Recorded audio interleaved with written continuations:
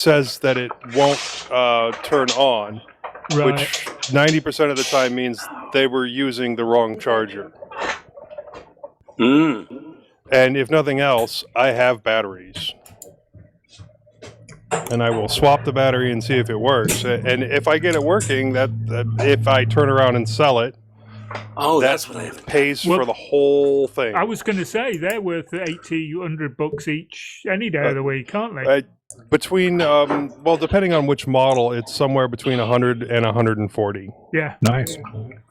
I haven't gone on IRC yet to tell anyone we're up. And if nothing else, it's worth more than $8 for the spares in it. Yeah. And there's at least 3 Windows tablets on there, so I'll have 3 devices that I can try out Linux on. Plus, if I can get basically any one of the Android ones working, I'll be able to swap my son's iPad for an Android device.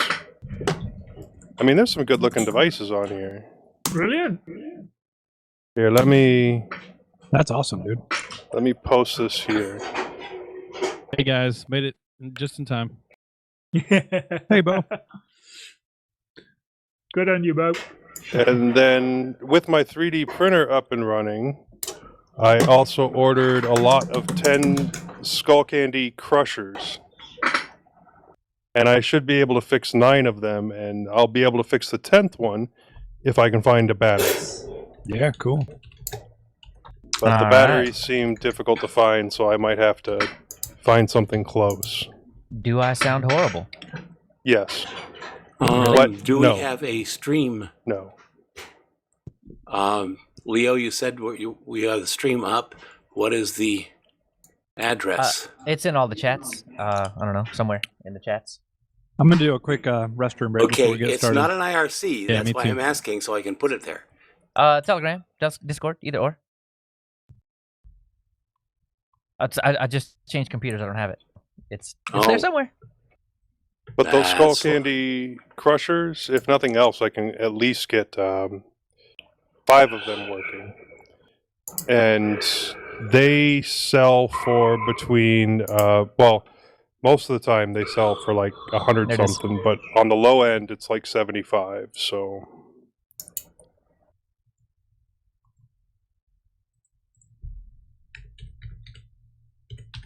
I just have to actually work on selling things.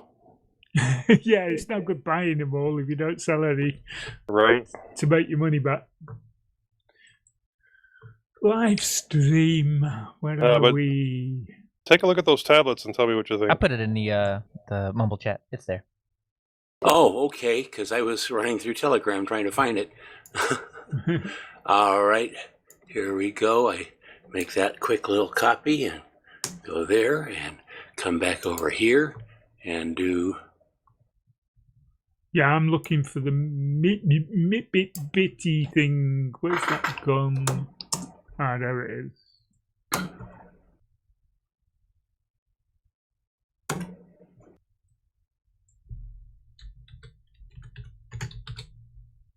All right, so Mumble sounds okay?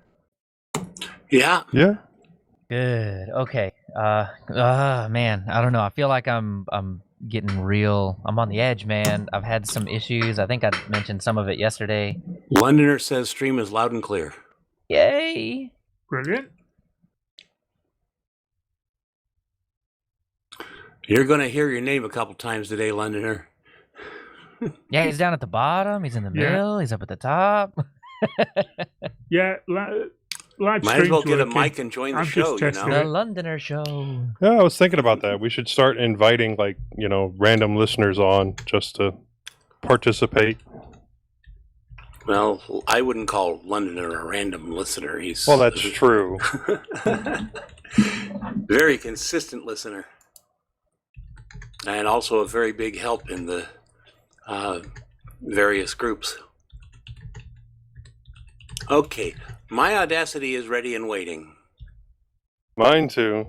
My Audacity is waiting. I don't know if it's ready. I'm going to do a couple of tests on it because it's just been... Have you had any more issues with your baud rate?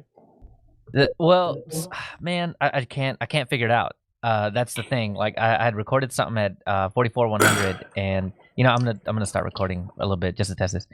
So I started recording at 44,100 without thinking about it, and it worked. It worked in the way that I expected it to break. So what did I do? Like later on, I had messed with it some more, and it broke again. And by broke, I mean for those of y'all listening, like just the audio gets pitch shifted down a little bit for some crazy reason. I don't know. And so now I tried it again this morning, and I had to flip it to 48,000 to make it work. So yes, to answer your question, and no, I don't have an answer for it. So, It sounds fine now. I played some of it back, what I was just doing. So I think it's gonna be okay. But this, like an hour ago, I turned on Mumble just to see if I could get it to mess up. It did in a different way. So this is why it's so exciting. It's broken in at least 2 different ways, and I don't know exactly how either of them, but I'm getting them, and I think I'm getting around. So the other is Mumble. When I turned Mumble on during an Audacity recording, hold on one second. Like, hey, Moss. Yeah, I know. How often do you need to replace that keyboard? I have never replaced it, but I do want to replace the computer it's in. We have talked about that. Oh, you're on the Kudu? Hey, No, the Kudu the is Galago. The Galago's got the bad keyboard. The Kudu is wonderful.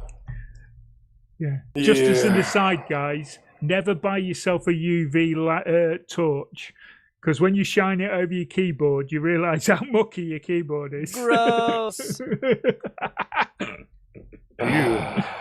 Anyway, long story short, the Mumble made Audacity sound like robotic and staticky. So I don't know what's up with that.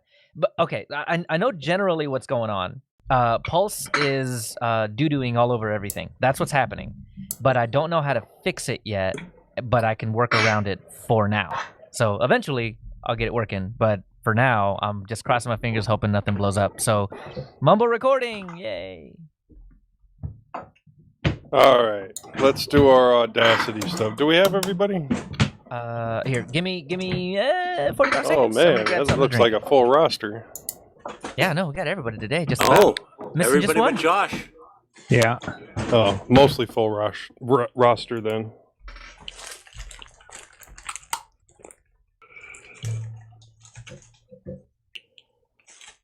Well, if he's getting something to drink, I'm going to just run out real quick and make sure my print's still going. Right on.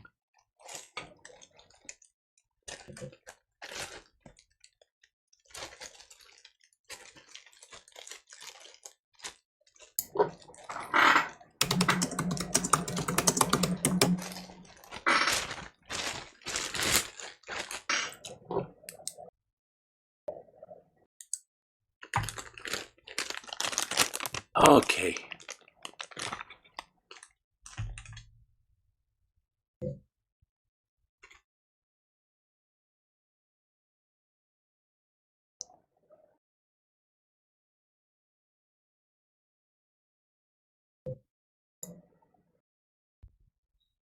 I'm just going to mute myself because I'm giving my keyboard a clean. Okie dokie. The rest of us will use our dirty keyboards in ignorant bliss. Watch that. I am not ignorant. No, I started... Oh, moss bliss, not ignorant bliss. I'm sorry. I started using hairspray for the bed adhesion on my 3D printer. And it works great, but it smells like the 80s in my garage. Aquanet, baby, in the house. Just hang up a hairspray sign from the movie. Yeah. Just throw on some Depeche Mode and get to printing, bud. I haven't listened to Depeche Mode in a while. I might have to now. No, man, I slept through the 80s. I don't know hardly any of the music from that decade. All right, do I still sound fine? You still sound like Leo. Yeah. How did you sleep through the 80s with all that cocaine? What cocaine? Never mind. I'm sorry, drugs were never my thing. My doctors were giving me way too many of them to call them recreational. All right, I'm gonna save this bad boy before I get in trouble. Oh, you in Oh, trouble? And all, Episode all this, 333. yeah, half the beast. That's true. Yeah, I think That's you're our right. Moss, that's didn't our you say title. that? Yeah, I was Yeah. gonna say, didn't you say that was gonna be the title? I think it's gonna have to be. Hey, we're gonna have to do like 33.3. Oh, someone was saying 333.3333333 something like that. And I was like, oh, it needs to be that Warcraft just joke. call it the LP episode. Oh yeah. Oh my gosh. 333rd. Yep. Hey, we have two. That's it. Those are the two show titles right there. The Well done, mintCast Moss. LP. Hey, I'm on a roll right now. It'd be nice if I could get paid for this. Oh, I am getting paid for this. Look at that. That's $2.41 a month. Moss is on fire. Ooh. Oh, have Lucy you reminded me to pin the thing. Pin it. heard about the new stimulus packages that are pending approval? Yeah, I got it. I got mine. No, there's new ones that are Next pending wave. approval. Oh. Yeah. Well, the old ones haven't been approved yet by those receiving Social Security yet. Boo. Apparently, the IRS and the Social Security are having a fist fight. No, but the new ones, they're talking $2,000. Oh, Sorry, I had to sneeze. $2,000 a month for a year to 2 years. And the other one, they're talking about suspending mortgages and rent and evictions for the well, duration. as long as they help my landlord, because I know he's in pretty deep in this Yeah, outfit. they were talking about compensating the landlords directly. Why don't we just get universal health care and universal standard? Blasphemy. Well, Not from Evidently. my point of view, just that's I don't See, understand everyone how seems people to can't think understand the concept that they socialism pay. is Marxism. No, see, that's not what people think, because you'd be surprised at the number of people that actually haven't ever said the word Marxism. They think socialism is communism. Well, that which also most people think is Marxism, and it was supposed to be, but never made it. Right. All right, let's not stray too far off top now. Oh, this isn't Politicast? No, well, maybe. Hey, wait, there is a political mintcast. Yeah, we saw that one. I'm back, guys. We never chased them down. Tony's back. Let's do some tests. Yeah, I posted on their page, with the real mintCast. Okay. That's the other Mumble channel if you want that one. We're Right, going to mumble our way through this thing. Are we going to do Buzz. our 20 seconds of Yeah, we need silence? to get started on all that Yeah, I fun. feel like Bo's messing with me. He's clicking around up top on the thing. Something's gonna change like right before I read it. Watch. Oh yeah. Always on your messing toes. with it. While you're reading it. Yeah, always yeah. trips me up. Okay. Should we do 3, Go. 2, 1 record? Yes, sir. 3, 2, 1 record.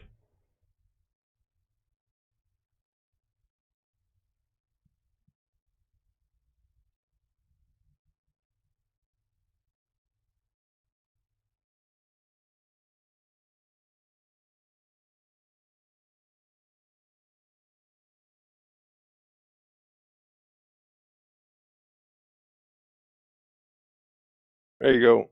I No didn't big hear trucks came one through. truck. No. I heard a car, but I think it just got lost because of the sensitivity turned down. This Am I the go only ahead. one that fights an overwhelming urge to belch into the microphone during that silent space? every time. I was Okay. just going to whisper the seconds. Let's do 3, 2, 1. Let's do 3, 2, 1, 0. Let's do it. All right. 3, 2, 1, 0. Zero. Wow. Sounded good to me. Yeah. That was yeah, it was like pretty right good. there. That'll make editing easy. Okay. Well, that's Mr. assuming Leo, we have everyone's a audio script. plays ball today. Right. We have a script, but is it ready? Oh. I don't care. We'll do it anyhow. We'll just make it up as we go. Isn't that just that's That's always how how it this goes. works. Just before you start, Leo, Not doing it. when you do your introduction, you know when you do the you get to the bit security. Can you do a little gap before you do the bit about the innards and the feedback, and then during the show, can you do similar kind of thing? Because then if you're doing the edit, it just makes it easier to kind of cut out the appropriate bits. If you know Shove what I in the mean. audio. Tie the tails together. Check that out.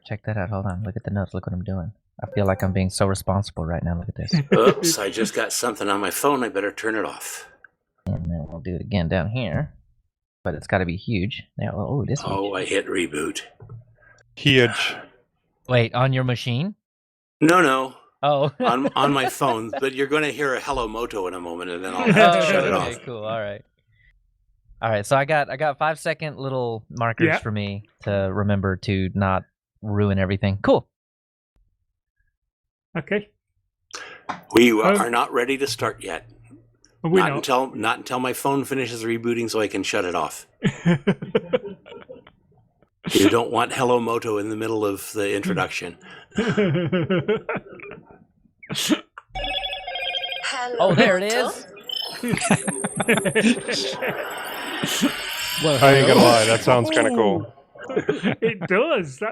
That sounds like something out of Red Dwarf. Yeah, you got beamed up, man. Okay. Did you finally watch We it? have Spaceballs. Tony, did you finally get a chance to watch Red Dwarf? No, not yet.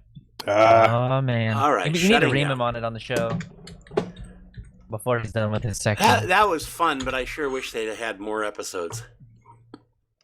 Yeah. Oh, we got a little bit of echo. All right, I my guess- phone is off.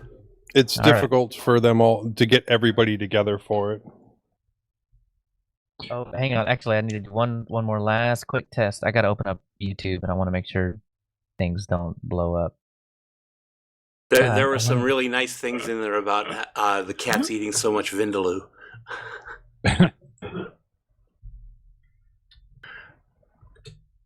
All right, you guys got that mumble recording, right?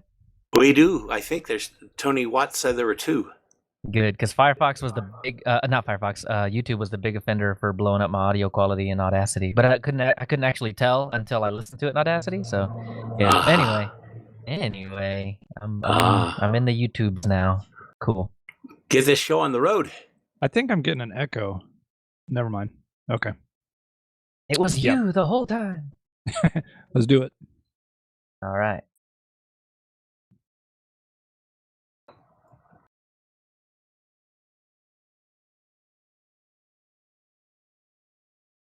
Welcome to mintCast episode 333. Welcome to mintCast episode 333.5. Livestream information is at mintcast.org/livestream. We're in the mintcast channel in IRC at irc.spotchat.org. If you see something that you'd like to hear about, tell us. Send us email at mintcast@mintcast.org. Join us live on YouTube. Post at the mintcast subreddit, chat with us on Telegram, Discord, or post directly at mintcast.org. This is Leo, and with me today is Tony Hughes. Sorry, guys, I just realised my mic was off. Hi! Hey, Bo. Him too. Bo, we'll come back to you. Moss. My mic's on. Hey, Tony Watts. Hello, everyone. And Joe. I'm here. We're recording on Sunday, the 19th of April, 2020. I feel like that was a time bomb. You guys put that there on purpose, didn't you? Somebody did. First up in our wanderings, I fiddle with audio equipment. Tony Hughes reinstalls Mint. Moss fights with a giant pickup truck. Tony Watts streams live-ish. Bo makes sense of OpenSense, and Joe blends with Blender. Then in the news, Firefox 75 sees daylight. Mozilla and Red Hat get new CEOs. GNOME challenges the community, and more. In security, Git gets tricked. In our innard section, we talk about fun with boots. And finally, our listener feedback and a few suggestions. So this past fortnight, I have had a crazy time trying to figure out audio stuff. This is tough. I really have. I think I've figured out the situation, and the situation is Pulse in Linux doesn't do amazingly well with higher quality audio gear that deals with multiple bit rates and stuff like that. So so here's the story. So I know, throw some holy water on it, but on the Mac, I can take. I've got a couple of new bits of equipment. I've got a Focusrite Scarlett Solo and a Rode Pod Mic, which I'm talking on now, and I hope that all of the software and the hardware play nice together so that I have a nice show. But these two new bits of equipment are fantastic. Got them plugged up to a Mac that I use to record videos for my work, and sounds awesome. Everything comes through loud and clear. Just messing with all the different kinds of stuff and OBS to kind of tweak the quality of everything. Anyway, everything was great up until the point where I move over to Linux. Well, everything was great in Linux until I started popping open all the things that I need for the show. So for the show, I mean, you guys know because we've said it about a million times, but we use Mumble. We do live chat in YouTube, Telegram, Discord, blah, blah, blah, right? All of that stuff.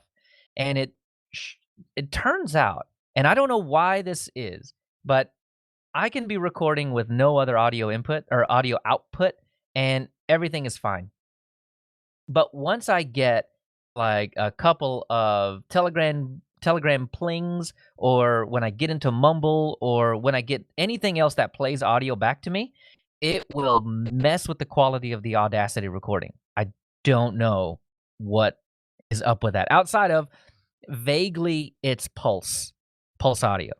So I think to get all this stuff resolved and this audio interface working the way that I want it to work, I'm going to have to make peace with Jack. I don't think there's really any way around it anymore. But Not Jack. I know. So I started testing around with Ubuntu Studio. The default configuration of Ubuntu Studio does the exact same thing. So I know it's not just Pulse. I think it has a lot to do with the defaults that Linux has, the defaults that Ubuntu Studio has, and the way that it deals with pulling audio in and then interacting with the output. I think it has a lot to do with the audio bit rates. Not bit rate. What is the name of that thing?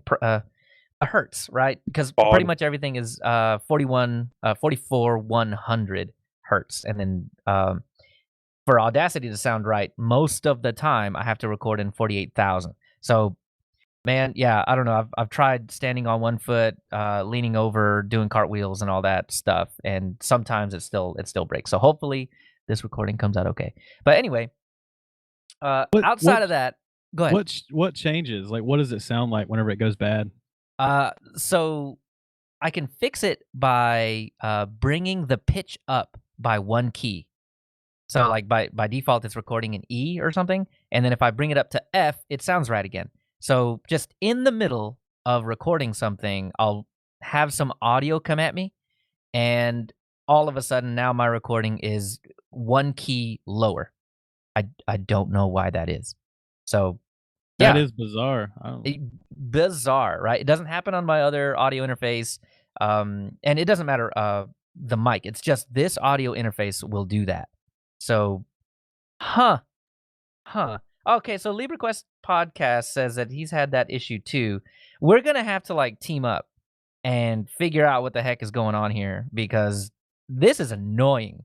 The Behringer UM2 never had that problem. Never in the entire world have I ever had that problem. And I've tried 3-4 different mics on it. So it's not the mic for sure. It's the audio interface. And now yeah, I don't know. I'll stop harping on it, but that's the deal. It'll pitch shift me down, and the whole audio recording is, unless you want to edit it, borked. So you got to fix it. So Yeah. Yeah.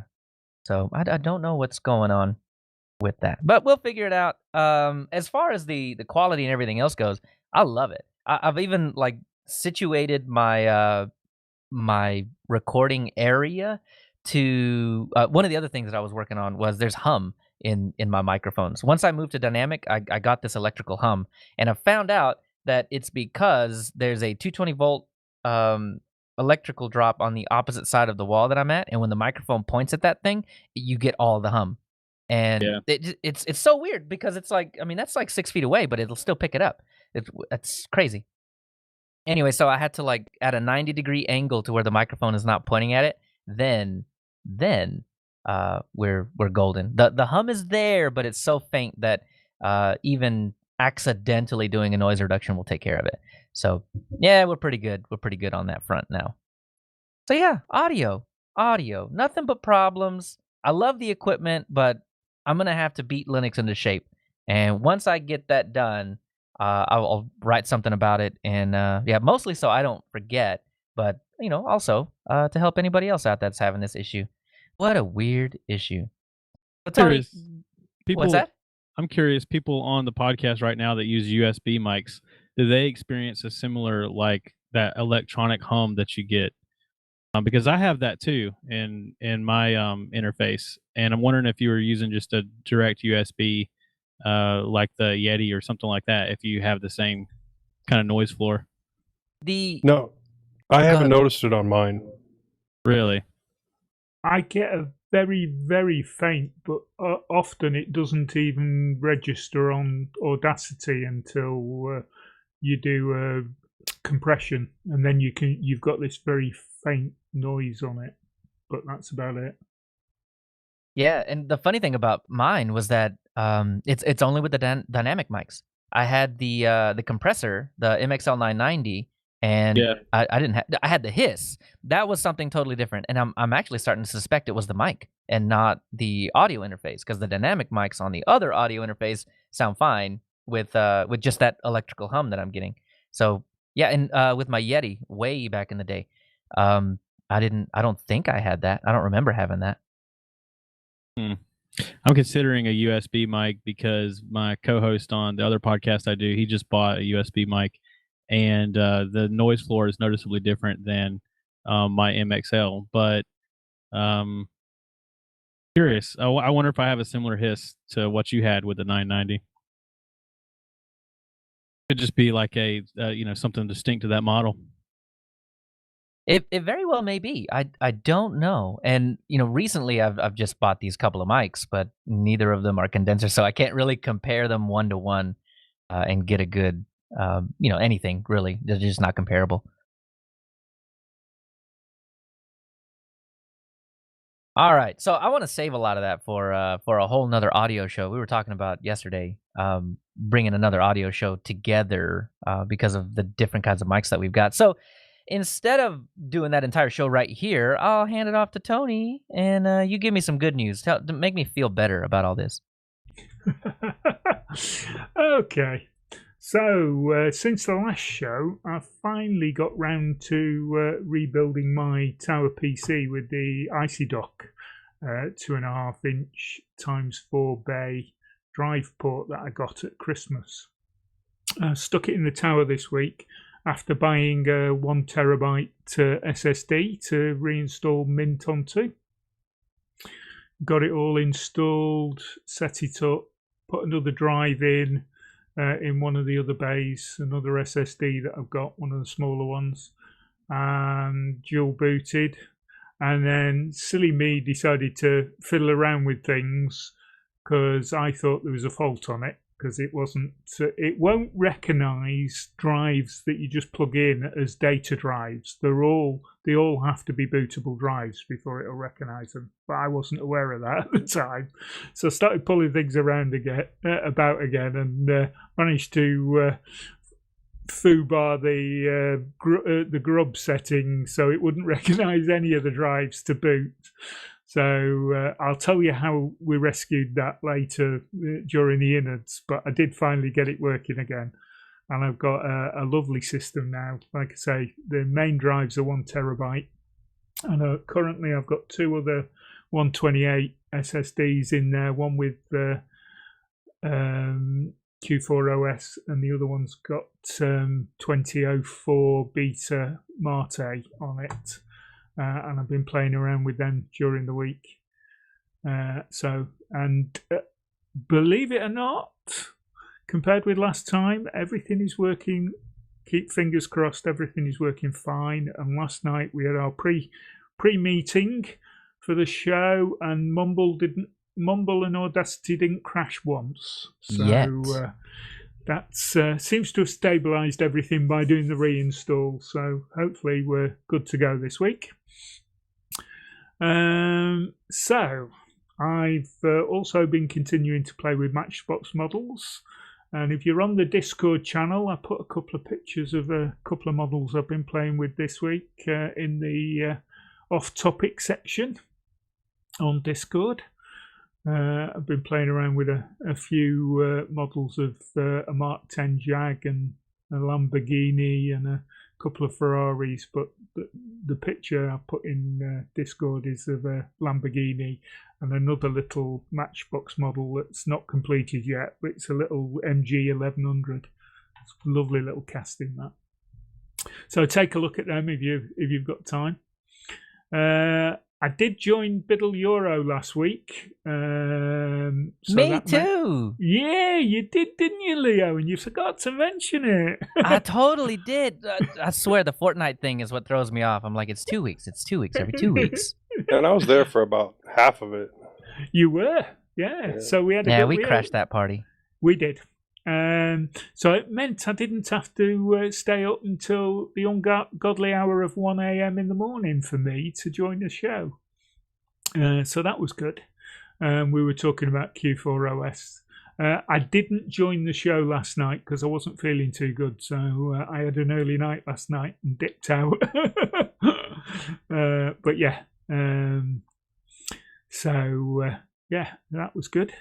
I got a new headset from China, a new combo headset and mic. It's a gaming headset, supposedly. It only cost me about 22 quid, and it finally arrived. But I'm still trying to figure out getting the audio to work properly with it. So at the moment, I've not been using it very well. So I'm going to do a bit more testing with that on the laptop. I'm not going to use it as a podcast mic, obviously, because I've got a better setup than that. But when I'm using the laptop, it's hopefully, if I can get a decent headset, it'll be better than the onboard audio that's on the machine. So we'll see how we go with that. And finally, Moss and myself recorded our 12th episode of Distro Hoppers Digest just over a week ago. And despite my issues with Mumble, we managed to get through it. I decided that I'd treat Moss to not pulling my main computer apart before the show, just in case, and left it. So we still did have a couple of Mumble issues, and I did drop out a couple of times and reconnect. But we got through it and got the episode posted, so that's out there if you want to go and listen to it. And we've actually now celebrated our first full year. So we're moving onwards into year 2 with our next episode. And we may have a special guest for you if we can. And I think we have got a mutually agreeable time to record. So right, we had an agreement on that yesterday. We did. So listen to our next episode, and there'll be 3 hosts on it. So look forward to that in May. And it'll probably be a 2-hour episode with him on it. Hey, listen. I don't know who you're all talking about, but it's going to be a really quick episode, surely. Yeah. I heard that guy likes to talk. This. We'll keep it down to an hour and a half. Just for my part, right? So, if no one else has got any more comments, I'll hand over to Moss, and he can tell us what he's been doing this week. Well, as Tony just said, we had another wonderful episode of Distro Hoppers Digest, our 12th episode and the conclusion of our first year. I even had a tad bit of extra experience. Tony's machine was busy dropping mumble from time to time, so I set up and saved the mumble recording for the first time ever. Woohoo! And a good job you did as well. Thank you, Tony. I tried setting up Solus once more. It absolutely refuses to use an existing partition for me. The installer looks just like Ubiquity, but there is no way to select and change a partition. I can select it, but there's no change function. Everything's ghosted or not even there. I did try installing it as a sole distro and it worked just fine, which means it blew away 3 perfectly good distros doing so.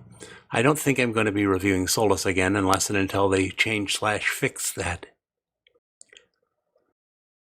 It looks as if I'm going to be reviewing Ubuntu Mate 20.04 for the next episode of DHD. Before the show, it will have moved out of beta, so I will have something viable to be looking at. I have also loaded Ubuntu Studio 20.04 beta, but I'm not happy with it yet, and XFCE is not my friend.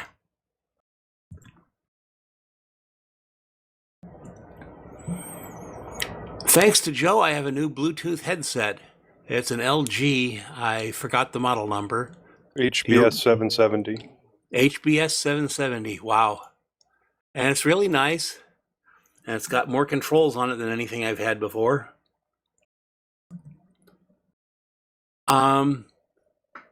Except I couldn't get it to connect to this computer before the show, which is probably my fault. I just banged my microphone. You probably all heard that. Probably my fault for deleting more Bluetooth from the machine than I could find to reinstall. So I may have to do something about that someday. This past Wednesday, while driving for work, I got into a really bad auto accident, resulting in me having to be taken by ambulance to the emergency room. The car is totaled, and so is my job. But I'm getting better and nothing is broken. I could barely move for the first 2 days with massive pain levels, but I'm only hurting really badly today and sitting in my usual office chair. As I have covered this in our Telegram group, complete with the video, I won't go into it any more deeply here. I got well fast enough that I had my wife drive me to work yesterday and I drove my car home. With a little pain, but not bad. I couldn't find anyone else to do it as it's a stick shift and drivers were not being found. I feel I'm misusing the Galago Pro 2, that it doesn't quite fit my use needs. I'd like to move it to someone who could use it better and get a 15.6 inch or 17 inch ThinkPad. I need the larger keyboard and to a point I need the larger screen. According to eBay, what I could get for the Galago Pro with an i5 16 gigs of RAM and a 14 inch form factor, a 1 terabyte hard drive and a 256 M2 drive would get me a fairly nice ThinkPad with an i7 and 16 gig of RAM, and I don't care about the size of storage as I have enough of my own thanks to Firecat, who is listening. I posted a swap offer on Mastodon in a couple of groups, but have garnered no interest as yet. Contact me if you're interested, or I may take other means of moving it. Like I still have that old megabyte computer sitting around here I need to get running, and if I could get that running, I could go ahead and sell the Galago Pro and then buy something. Excuse me, I'm clogging up here.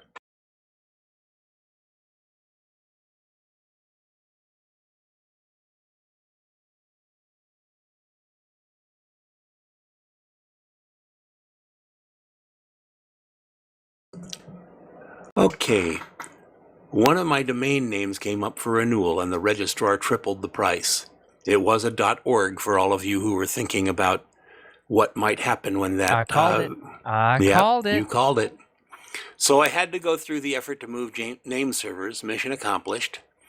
I only paid like 50% more than I did, but I only got 1 year this time. However, I can switch it to a .com and actually be spending less money. We finished reading Grave Peril and started in on Summer's Night, the 5th book in the Dresden Files series by Jim Butcher. So far it seems that Harry keeps getting deeper and deeper with no rest and no advancement. In a comparable series, Demon Squad by Tim Markwitz, the lead character, Frank, got stronger with each book's events. No matter how far down he got socially, his own strength increased. Frank had a cast of characters who were introduced early and came and went as needed, Harry seems to keep inventing new friends and enemies each book, although there are some notable holdovers. My wife seems to be more critical of both the main character and the direction of the series than I am, as compared to the other series we've read as we get deeper in the series. Any comments on that, Joe?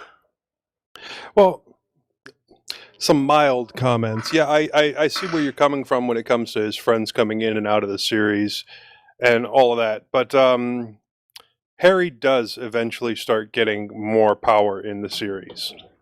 It's been 5 books, you know? Oh, but there's 14 books. That's true. 2 more I coming do out. understand that. With But by 2 the more 5th coming out book in a of- couple of months. By the 5th book of Demon Squad, we already knew who Frank was, and he had contact with most of his power. Yeah, well, it takes Harry a little bit longer. Okay, well, we'll keep plugging. As long as she wants me to read it to her, I'll read it to her. Yeah, at least make it through book 7. All right, I will try to promise to do that. Well, that's about it for me. What about you, Tony Watts?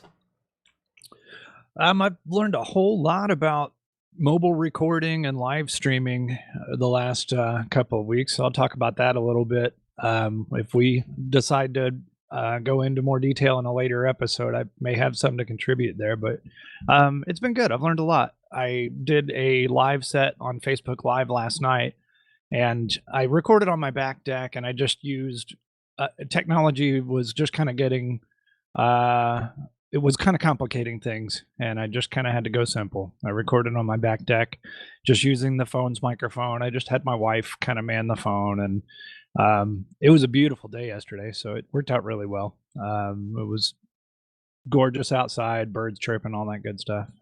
So sat out on the deck and jammed a little.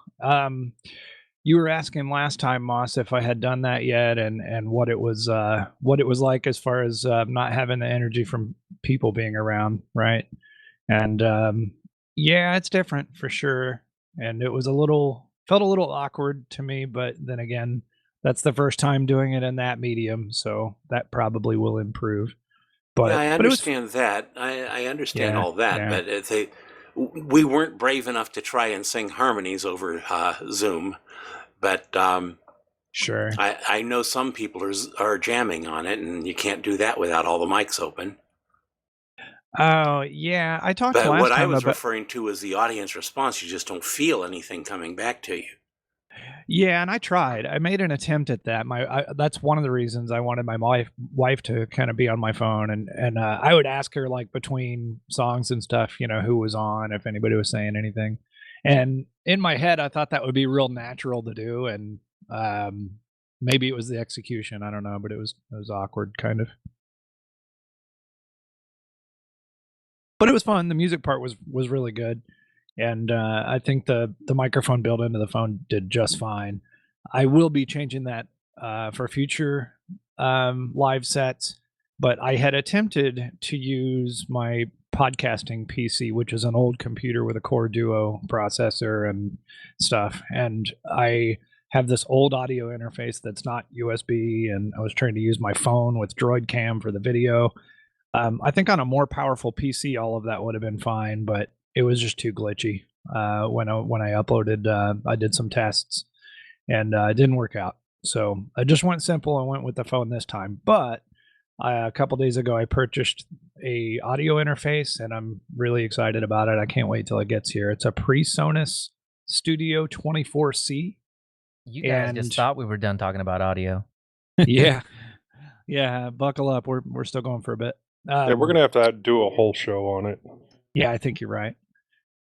But one of the things that drew me to this one is it was discounted. I got it refurbished, which doesn't bother me a bit. It was also from a local, not local to me, but from a music store on eBay, and so I felt like I was supporting a local business too. It wasn't Guitar Center or whatever, which I kind of liked as well. And also, this is marketed as a USB-C interface, so it should, in theory, play nice with my Android phone. I'm going to test that when it gets in. So more on that later, and hopefully I don't run into some of the complexities that you have, Leo, lately. I hope it's simpler than that, but we'll see. Well, it seems like this is just a Focusrite thing and not a general audio interface thing. So yeah, I think you're probably safe. Yeah, I hope so. But at the same time, I feel like in the little bit of research I did, there was a whole lot more about Focusrite and Linux, and that working well. When I was looking on forums and stuff like that, I couldn't really find much on the PreSonus stuff. So Yeah, and I've that kind yeah, of stuff is what pushed me over the edge to buy the Focusrite instead of something else, because there was a yeah. PreSonus, the equivalent PreSonus of this is what I was looking for, and they were like $5 different. So it really came down to people had a good time with Focusrite, and now I'm starting to find out that there are things you've got to work around. Mm. Well, I've tested a PreSonus unit briefly before and that I borrowed, and it worked out okay. So hopefully this works. But when I get it, I'll test it with Android. But one of the things that occurred to me, Joe, is on the Dell 7130, that machine has a rear-facing 1080p camera, and in conjunction with the audio interface, I think that would do a really nice job for some mobile video and audio recording. Are you running Android x86 on it?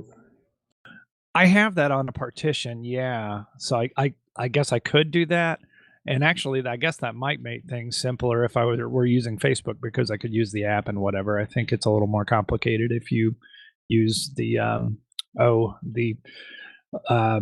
it's more kind of developer facing stuff to do it from a computer. Right. Well, I mean, how it you know how turns that out. goes. Yeah. Yeah, I will. Yeah.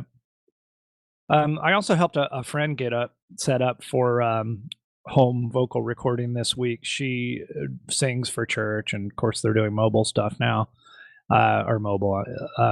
That's not what I meant to say. You know, they're doing online stuff where everybody's recording their bits at home and they put it all together, the video and audio. And it kind of looks like a Zoom band or something when they put it all together. But she didn't have the equipment to do it. She had ordered what was recommended to her, which was an iRig microphone interface. And what that does is just takes a XLR mic, and it's a little box, and it has a lightning connection. So it just allows you to use a standard microphone with your iPhone, iPad. She'd ordered one and they were out of stock and it wasn't going to come through, and she needed something literally by the next day. So those interfaces weren't really to be had, but I found it's a Samsung satellite mic, and it's a broadcast mic. It's really more intended, I think, for a podcasting mic, but it did the trick. It came with the lightning connection. It has a light to show if you're clipping. It has a headphone monitor out on the mic. So she was able to do everything she needed to do with this microphone and her phone. So that was kind of cool. In the process of that, I also learned that in theory, you can use a TRS to TRRS adapter that will make a microphone work with a phone or an iPad or whatever if you use the headphone jack. I tried it myself on my phone last night because I ordered one of these cables when I read that would in theory work as I was looking to help my friend. I went ahead and ordered one because they're only $15, and it didn't work for me. The audio was just not real usable. It had some noise to it, so it didn't work out. I didn't try it with anything else. I have the wife has an iPad in the house. I could have tried a couple other things, but the technology fight was just too much last night. I just decided to wait until my audio interface shows up. I used to have a similar product to that. Actually, I still have it. I just don't use it anymore. But it was a XLR to phone jack cable, and it worked pretty good. We used to use it to get interviews. We would do we called it guerrilla style interviews. We would go to comic conventions and basically just we'd go around to all the artists at their booths and ask them if they wanted to do a podcast. And we just used that adapter hooked to my phone with a Shure SM57, and nice. It worked pretty good. I never used this one that you've linked here, but maybe I can find the one that I have and link it as well. Yeah. I wanted to. What's is Echoes of Savages? Have you guys been looking at doing anything during the lockdown to try to promote online, or any kind of video content or anything? We just started that conversation a couple days ago. Okay. We, to this point, had not really talked about doing much, but 3 out of the 4 of us are set up with audio interfaces at home. Yeah. So we are going to at least try to do some recording. My drummer is kind of the social media guy, and he's been sharing a lot of stuff and keeping kind of visibility of our brand going and all that kind of stuff. That's such a Yeah. hard job, by the way. Yeah. Super. Yeah, he spends so much time on that. I'm so glad I'm not the one that has to do that. Thanks, Rob. Yeah. I asked selfishly because we're kind of starting that conversation too, and we don't know what to do yet. Because with us, I'm set up, I could record. But and I think 1 or 2 of the other members maybe also, but like our drummer doesn't have he doesn't even have a desktop PC or anything. He does everything on his phone. So I don't know. I think it's an interesting conundrum. Bands that are used to playing live events as their main way of putting their brand out there, and there's no live events right now. So everybody's trying to figure out what the social media side of it is, and some people were already doing that well. There's a lot of bands and stuff out there that were already doing social media stuff very well, but I don't know. If I come up with something, I'll let you know, Tony. Yeah. Well, I think our goal is really just to kind of keep the songwriting ideas flowing. And so we're going to do that with some collaboration, using recording software and stitching our parts together. But a lot of bands are recording audio and video of themselves playing the parts and kind of putting it all together and putting it out there as a full band performance with everybody individually doing their own things. A lot of big names have been doing that pretty successfully. So it's pretty cool to watch, but I don't think we're planning to do anything quite that ambitious. So I guess I can finally move on from audio stuff. I hope you guys like that content. There was a lot of it. I've been playing some games on Google Stadia lately. What? Okay. Yeah. Sorry. I'm excited to hear about this now. I want to hear how horrible it is. Please tell me it's horrible. I didn't realize it was out yet. I thought it was still like in development. It's still beta, right? Well, I think so. But I think it came out in the fall, and you had to buy their kit or whatever. The only reason I tried it, I will tell you, when you get offered free trials of things, that's really effective. As a YouTube premium user, I got an offer to try Stadia Pro for free for 3 months. And so that's what got me tinkering. And I wish I could tell you it was no good, Leo. I had a really good experience with it. I've been hearing all otherwise on the other groups. Someone that was an initial investor in it said they were sorry they had. Well, I'll tell you, Moss, I thought about you because between your enthusiasm for gaming and your love of all Google products and services, I think this is ticking all the boxes for you, man. Yeah, checking all the boxes. Leave it alone. So okay. I haven't spent hours and hours with this, but I as a pro subscriber, what you get is it's similar to other game like Xbox Game Pass and stuff in this regard. They give you free games that you can claim every month. So I haven't bought anything yet, but like the Serious Sam collection was one of the free games for April. So that's what I spent most of the time playing. It's a first-person shooter, and I was on all my machines are fairly low powered. I don't have, they're all pretty old. But that's one of the big draws of this for me. And I was able to, with a pretty old computer, as long as it can run Google Chrome reasonably well, you're good pretty much. You fire up Chrome, you can run your game. I used a Xbox 360 wired controller that is just something that was laid around the house and got to playing, and it worked really well for me. I didn't see anything to complain about. So that was kind of interesting because it solves so many things, right? It solved the Linux compatibility with gaming. That's not an issue. It solved the fact that I didn't really have the hardware. I can also go from one machine to the next and pull up the same saved games and all that kind of stuff. So I thought it was pretty neat. I obviously want to see Steam going, and that would be my preferred way to kind of do things, I think. But because I'm lacking in hardware so much, I really am tempted to buy a game or two on Stadia. They have a sale on Borderlands 3, for example. It's half off. It's $30 on Stadia. So, So- what is the library like? Like, how many games are in the library? Yeah, not a lot. That's still in early stages, but one of the things I'm really tempted to buy besides Borderlands is Red Dead Redemption 2 is on there. I can I've got the store in front of me right now. But handful of Tomb Raider games, Borderlands, Red Dead Redemption. It's a fairly small collection though. Now that Okay. $30 version of Borderlands 3, I assume that's the one without the DLC.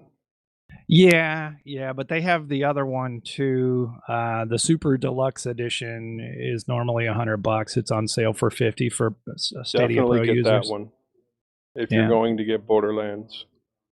So I have a question about all this streaming stuff. Where I do the Steam streaming and my games are my games. What happens? So you buy Borderlands for $30. It's on sale right now, and Yeah. you stop paying for Stadia. What happens Right. to your game? Yeah, so if you buy a game, you can play it, just period. You don't have to have a subscription. You don't have to do the Stadia Pro thing at all. That just is kind of an extra perk that gives you free games every month, and it gives you discounts. Like, for example, the Borderlands 3 price that I mentioned being half off, that's for pro users. If you don't subscribe, you have to pay full price. But in any case, Got if you it. buy a game, you can play it, as long as this service is out there. Okay, so it has nothing to do with the subscription. If you buy a game, you can always use Stadia, no matter whether or not you paid for it, to play Yeah. that game. Oh, okay. Until Google closes Stadia down. Well, yeah, that's inevitable. Google shut down I a hope not. service? What?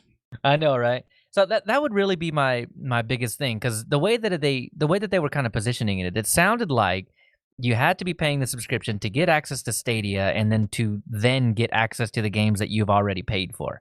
And if that's the case, man, no. But if you Right. can play the games without the subscription after you've bought it, then okay, I can totally see the merit to that. That's no different than my Steam play. Yeah. That may have been a change too. You may have had to have a subscription initially, but today you don't. Right. So anyway, a couple Any other quick idea how things. many customers they've attracted with that? I have absolutely no idea. I'm signing up right now. Get out of here, really? Yeah, really. That's awesome. Well, I mean, you need to come back on here and tell us how it goes, as I'm interested. This is a way to play any game you want. Well, any game that's available on Linux. Yeah, that's what's got me interested. Is I'm curious. I'm sure they're not going to have any games that I play, because I doubt they have any MMOs on there. Have you seen any MMOs? Let's see. I'm looking at the store now. What's a? I didn't see Like, any that are jumping out at me, I guess. Like Elder Scrolls or Final Fantasy 14. I doubt they have any of those titles. Yeah, Probably mostly like single player type games, I'm guessing. Mostly, but I want to say I did see a Final Fantasy game in here. This store is not the easiest thing to navigate, but I'll have a look at it and maybe chime in later in the show. Maybe that'll be something I can update you toward the end. But anyway, fairly low selection of games right now, but that'll grow. Yeah, I'm curious to how well it works, and if it works well, I'm curious how the inventory will increase as far as the things you could buy. Because if I could buy like Elder Scrolls Online or something like that, and even if I had to pay the $10 a month, I'd probably be willing to do that. In addition to, well, Elder Scrolls is free to play unless you buy the premium, but in any case, I would pay a monthly fee if I knew that no matter what OS I was trying out this week, I didn't have to install the game again or any of that. I could just log into my Google Stadia account and play it just through my web browser. I would totally do that. As long as it was like the performance was really as good. Yeah, you'll have to try that out. I only really have one game to base that on because I didn't buy anything. And the Serious Sam games is what I was playing, and I don't know that the resources for that game in particular are really high. Yeah. So it'd be good to try out some other things. But to answer your question from earlier, I do see Final Fantasy 15 in the list. I'm not really seeing a lot of other MMOs that are jumping out at me though. Yeah, 15 is the single player. 14 was an MMO. So I doubt God, Okay. Tony, how didn't you know that? MMOs usually like control all that stuff themselves. Like they usually have like a Yeah. launcher and all this stuff that you rigmarole that you have to go through to get to their game, and it's just part of their update cycle. They want to control everything because they're going to be doing monthly content or whatever. So I think it would be a while before something like that would go to something like Stadia, but Yeah. for that reason, I probably would not be a subscriber after the 2 months. But I'm curious as to how the performance is. So I'm gonna use this 2-month subscription and try some things out. Yeah, cool. Okay, some other stuff. I did update my OnePlus 3T to the next version of Android, and that takes me from Pi to Android 10, and this phone would not have gotten that update normally, so that's kind of cool. It's a 3-year-old phone, and they're not putting more updates out for it. OnePlus is not, but Lineage is still updating, which is the reason I'm still using Lineage, so I can get those updates. But one of the things that is kind of a pain about using Lineage is that if you go from a major Android version to the next one, you really have to start over, or at least in my experience, that's been the case. And so, I had to kind of do a clean wipe and brand new install, just as if I had a new phone. And I was really thinking that I wouldn't have to do that initially, because I did when that update first came out. I flashed it on top of Pi and it worked and everything was great. And then I did a later update and it wouldn't boot. So I ended up just having to kind of redo everything. But oh well, at least I don't have to do that very often, only when there's a major Android version update. But liking it so far. Couple real quick things and then I'm out. I have been watching a lot of Mr. Robot, and I know that's a show that's been out for a long time, but I have never watched it. And it's just kind of cool. There's some Linuxy stuff in it. You see somebody booting Kali Linux from a thumb drive and doing something nefarious just about every episode. Oh man, it's my favorite show. I love Mr. Robot. Yeah. I don't know how far you are in the show yet, but any show that like it's important that the main character uses Dome versus KDE and they actually use that as a plot point later in the show is like that's my kind of show. Yeah, that was Yep. episode 1. Well, I understand all the good stuff about the show, but all the drug stuff in it just turns me off. I'm sorry. I am not an old hippie. I may have long hair and a beard, but I am not a hippie. They Well, I actually will use say- a Raspberry Pi too. Yep. Yeah. Yeah. I will say in that show that what really drew me to it was the fact the first time I saw Nmap come up on Yeah. one of the command lines, I was like, nope, sold. Definitely. You went so far as to know what Nmap is. Definitely. But I will never stop recommending the movie Hackers from the 90s as a hacker movie. Never. Yeah. This one Despite is the pretty fact correct. that none of the computer stuff was remotely viable. No, You're talking not about at all. Hackers. Not at all. Yeah, exactly. You don't need reality to hack the planet, okay? Hey, War Games wasn't accurate. They tried to make it accurate, and the Air Force wouldn't cooperate. Look, war dialing is a thing. That is actually pretty accurate. You recommend Hackers for the opposite reason that you recommend Mr. Robot. Actually, yeah, that sounds about right. Yeah, but Mr. Robot, man, I loved it all the way to the last episode. I mean, my wife and I, like that last season, every single episode would end and we would just like the last 4 to 5 episodes would end, and during the credits roll, me and my wife just didn't say a word. We're just sitting there in disbelief, like, oh my gosh, like this show just really just threw me for a loop. And it was like every single episode in the last season. It's crazy. I love that show. Well, we just finished watching Babylon 5. Yeah. We're actually still working on Farscape. We can't find streams so far for Crusade or Legend of the Rangers, but you know, we're doing our bit. How are you liking Pluto? That fee that you gave us, which we can't find anywhere else on the internet for some strange reason, gave us interrupting commercials every like 40 seconds. Ouch. And so I did not much appreciate it, but I did get to watch the show, the first episode of that show. What did you think of it? That was Hyperdrive, right? Yeah, that was Hyperdrive. I hardly even remember what I thought of it. I probably was just so thrown off by all the commercials. And they'd cut in the middle of nowhere and put a commercial. It's not like they waited for a pause. Oh. Hyperdrive is really good though.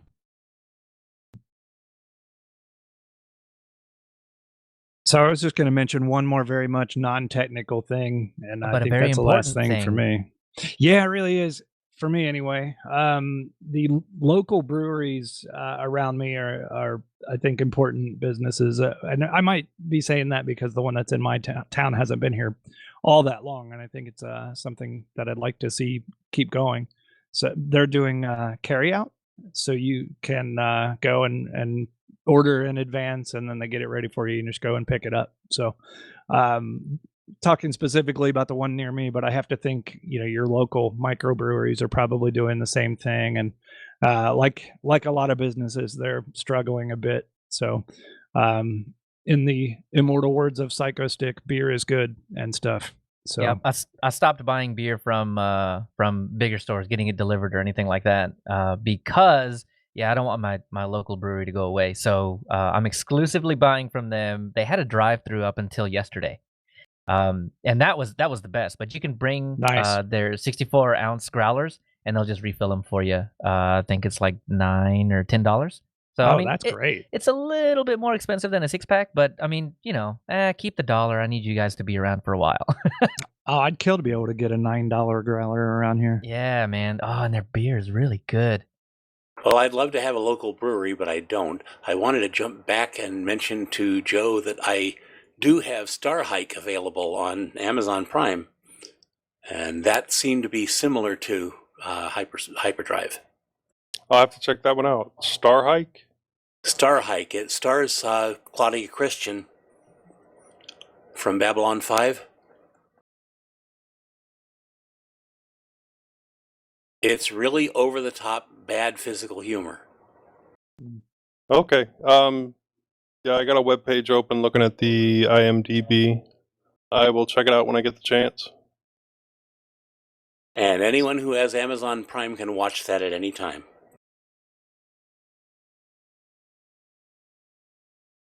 So I'm changing subjects. Bo, you've got us in suspense. Your wife's computer. Did the patient survive? What's going on, man? This Oh, is the yeah. second thing now, right? We had the Tub Chronicle, and now there's something else. No, this is I basically follow up on the Tub Chronicle. I think the Tub Chronicle is the same thing. Okay.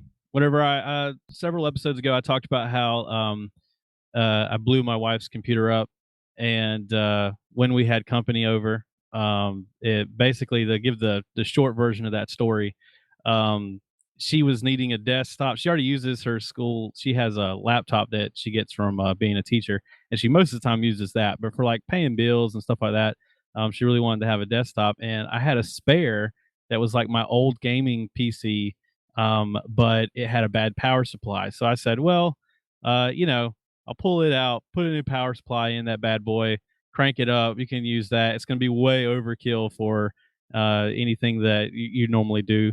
So launch that thing up.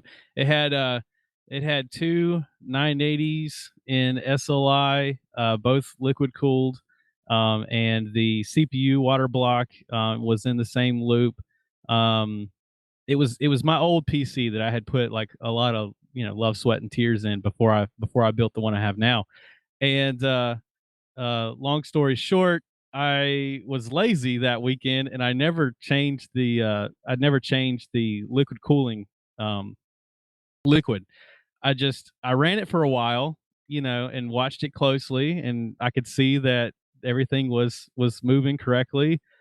And it didn't seem like there was any alarm or any reason that I might need to I might need to rethink this plan. So I just said, you know what, I'm just gonna throw it out there. It'll do its thing. And it ran for like 2 or 3 days, and then we had company over. It was actually a game night. We were playing Dungeons and Dragons with some friends, and then all of a sudden we start smelling this electronic burning smell, and it turns out well, then we started hearing water running onto the floor, and so that's immediately I thought, oh God, I should have changed that liquid. It's probably clogged up or something. Probably something growing in there from being in my closet for however long, and then coming back out and running again, and now something's exploded. So I go over to the PC. It did not shut off. I mean, you think that if it reaches a certain temperature, it's supposed to shut off by default, like as like a emergency mechanism, right? Um, it did not shut off, and it was still running. Water is spilling out onto the floor, and there was no smoke coming out of the box yet, but like there was a very present smell of electronic burning. And so immediately I pulled the pulled the power cord. Some of my other friends that were there were like, on the case. We start taking, things apart, and smoke pours out of the side of the case, and water's just all over the floor. And I was just like, I'm still like in like host mode. So I was just like, well, don't worry, guys, don't worry about it. And I picked the PC up, put it in the bathtub. I said, let's just clean this water up. I'll figure this out later, and let's get back to our game. So we did that, and I talked about it here. And I finally got around to pulling it out of the closet for the second time, and taking everything apart and trying to see what went wrong. And I can report to you guys. So I took everything apart. I cleaned it up really well. Took the water blocks off of everything. I think that if I put it back together, I'm just gonna air cool it. I'm not gonna try to do maintenance on the liquid cooling side of it. But I ran the pump. So I took the pump, and I basically just gave it I just gave it a water block, and then back into itself again. So it should just be pushing water in a circle, and it didn't have the strength to do that. So I think that was the culprit. The water pump went bad, and the CPU got so hot that it melted the one of the hoses on the CPU water block enough to allow water to leak out. I don't necessarily know if anything else is damaged. I think it was probably just that. I haven't put everything back together yet because I don't have a air cooler to put on the CPU to test it with. So I found a really cheap one on Amazon. I'm debating ordering it and putting in just so I can confirm that that's actually what the problem was. But then again, this PC's, I don't really know how much I don't know how much it's worth investing in to get running. My wife's already decided that she doesn't want a desktop anymore. I think we're just going to do a docking station for her laptop. But I don't know. I may order It's a server the air now. cooler. Yeah, I might order the air cooler just so I can do something with it, or if nothing else, just so that I can confirm, just finally, close the story that because it would be nice to know if it never shut down because it never actually reached the emergency temperature. Like if I run everything and everything seems to work, minus the pump, then I know that it never got hot enough to damage the CPU. But if I turn it on and the CPU's fried, then I'm definitely not going to buy a new CPU for it. But it would reveal that like it never shut off like it was supposed to. It just sat there and cooked until it was no more. And so that's kind of a scary thing if that were the case. Because I've always been willing to liquid cool because I've always been under the understanding that if in the middle of the night my pump dies, it will just shut off. But in this case, it definitely didn't. I mean, I guess if you think about it, even if the CPU is fine, it still got hot enough to melt the plastic and release water all over the place, and it's still kind of scary to think that even that could happen. Yeah, that's one of the so- biggest reasons I've never done water cooling because I've been afraid of that stuff happening. So I Yeah. just swear by air. I've done it. I'm a computer scientist, not a plumber. Yeah, I true like that. that. Yeah, I like that saying. I've done it. I've always done it. I've always done it. Every computer I've ever had, I've done it, and I did it back in the day. Whenever you had to order all the pieces separately and build it separately. I guess people still do that, but now those enclosed systems where you just buy the one kit that has the radiator and the pump and everything just in one unit, those work so well that, like, you know, I think the temperatures that I was getting from my coolants kit that finally failed and caused this problem we're talking about versus the temperatures I get from the NZXT that I just ordered from them, and you just bolt it on. You don't have to do anything. I think the NZXT actually has better temperature performance. Of course, it's on a different CPU and all that, so it's not a fair comparison. But I think these days you go with one of those. I don't think there's any chance of it just like spilling water all over the place. It's still the pump could still die. The pump could still die, and you could still overheat your processor. But that's another thing too, is processors now can withstand a lot more heat than they used to. Yeah, and the thermal throttling is pretty good on those processors now. And I mean, as you were talking about before, they will shut off when they hit those thresholds. I'm amazed that this one didn't. And you know, I think that there might have been something else going on, because I don't know. I didn't confirm anything with this thing. I basically just pulled it out and hooked it up, and was like, "Here, baby, here you go." And I should have tested a few other things, because I don't know that I don't know that it was actually posted properly. And so if it wasn't posting, it may have not been reading the temperatures correctly. And so therefore it didn't know to shut down. You know what I mean? Like, I don't even know that the BIOS had posted on this particular boot, because I remember that I had a problem with it where when we walked away from it for a while, you'd come back and it would just be like stuck on a black screen. Like the machine would just be running, nothing on the screen, and then, you know, force shut it down, turn it back on, and it would come up fine. And I think it might have been in one of those cycles that the pump died and it overheated. So maybe that's why it didn't shut down. Then again, that could have been happening because it was overheating. I don't know. I gotta test the hardware to see what's working and what's not. But anyway, I thought I'd give you an update on that situation. I love it. Thank you. But also, so obviously I've been stuck at home and just finding stuff to do. So I thought I would. I've been obsessing with pfSense versus OPNsense, and I was supposed to talk about this on the last show. And Leo, you and I, we started discussing this, and I was like, no, hold up. Let's wait till we record the podcast. That way we can get it all in the air. Yeah, gotta keep that magic. Right, exactly. And then I wasn't on that episode, and so I didn't get to hear your opinion of pfSense versus OPNsense. But I finally settled on OPNsense. You think I made the right choice, or what do you think about that decision?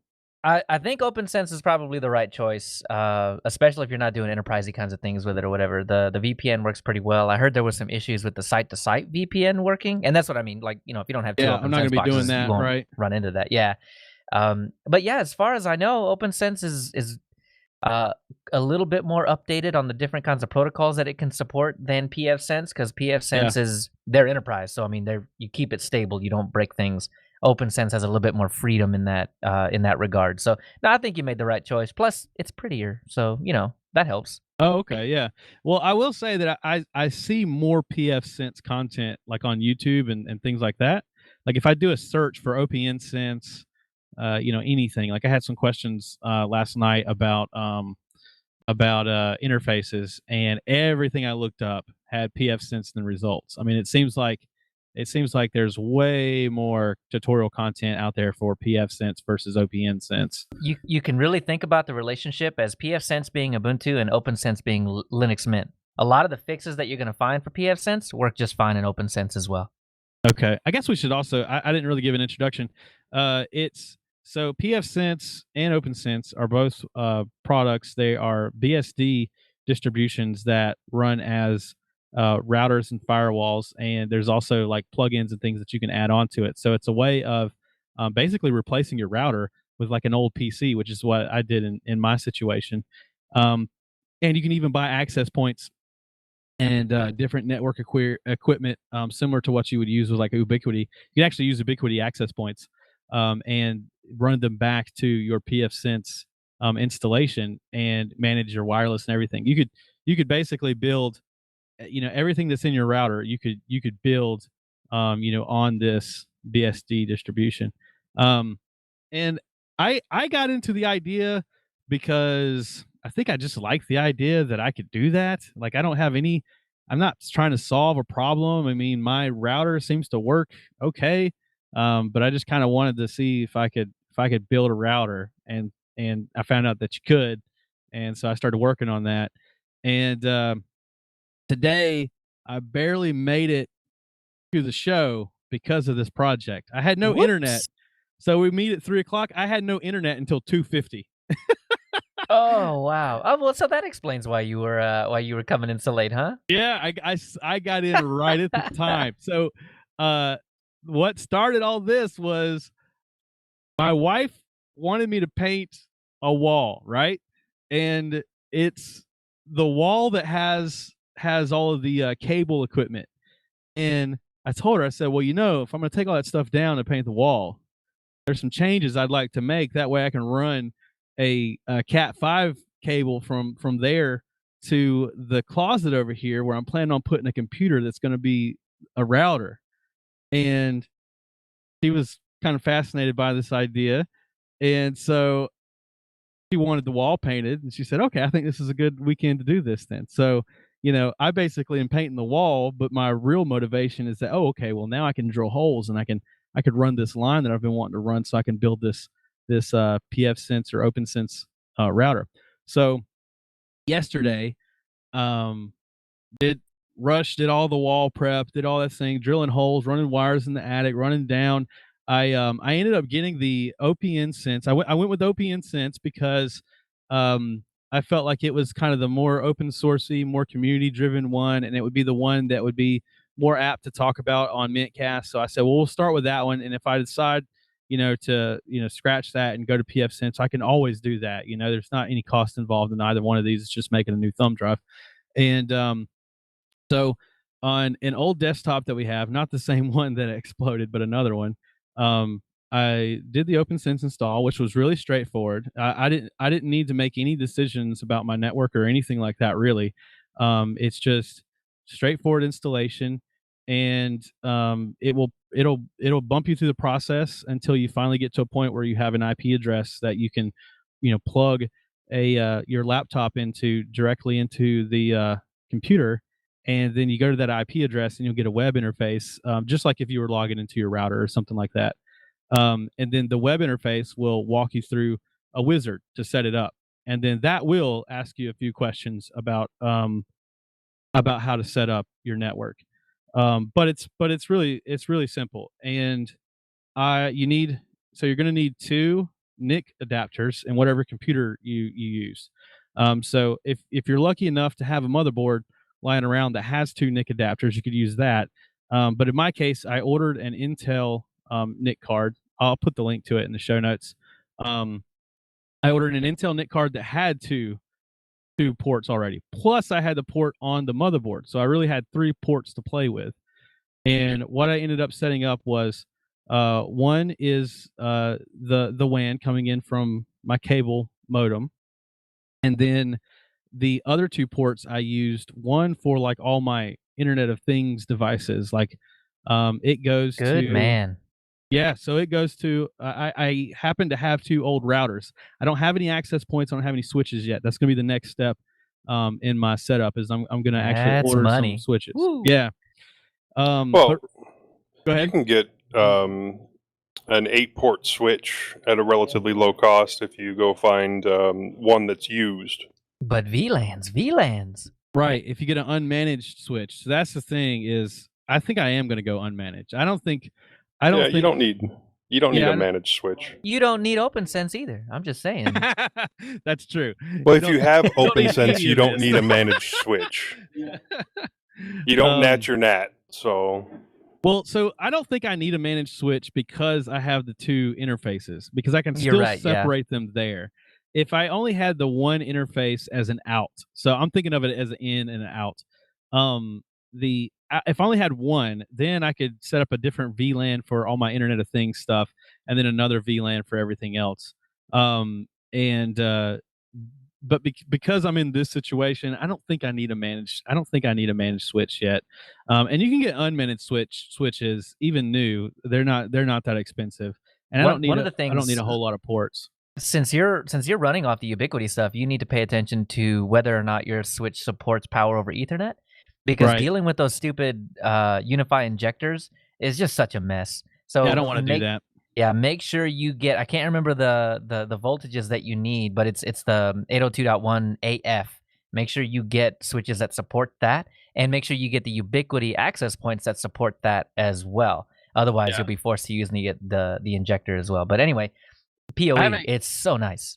Yeah, I haven't gotten any of that yet, but that's the next thing I'm going to look at. Is I want to get the Ubiquity access points and put them at, at least 2 of them at each end of the house, but maybe even 3.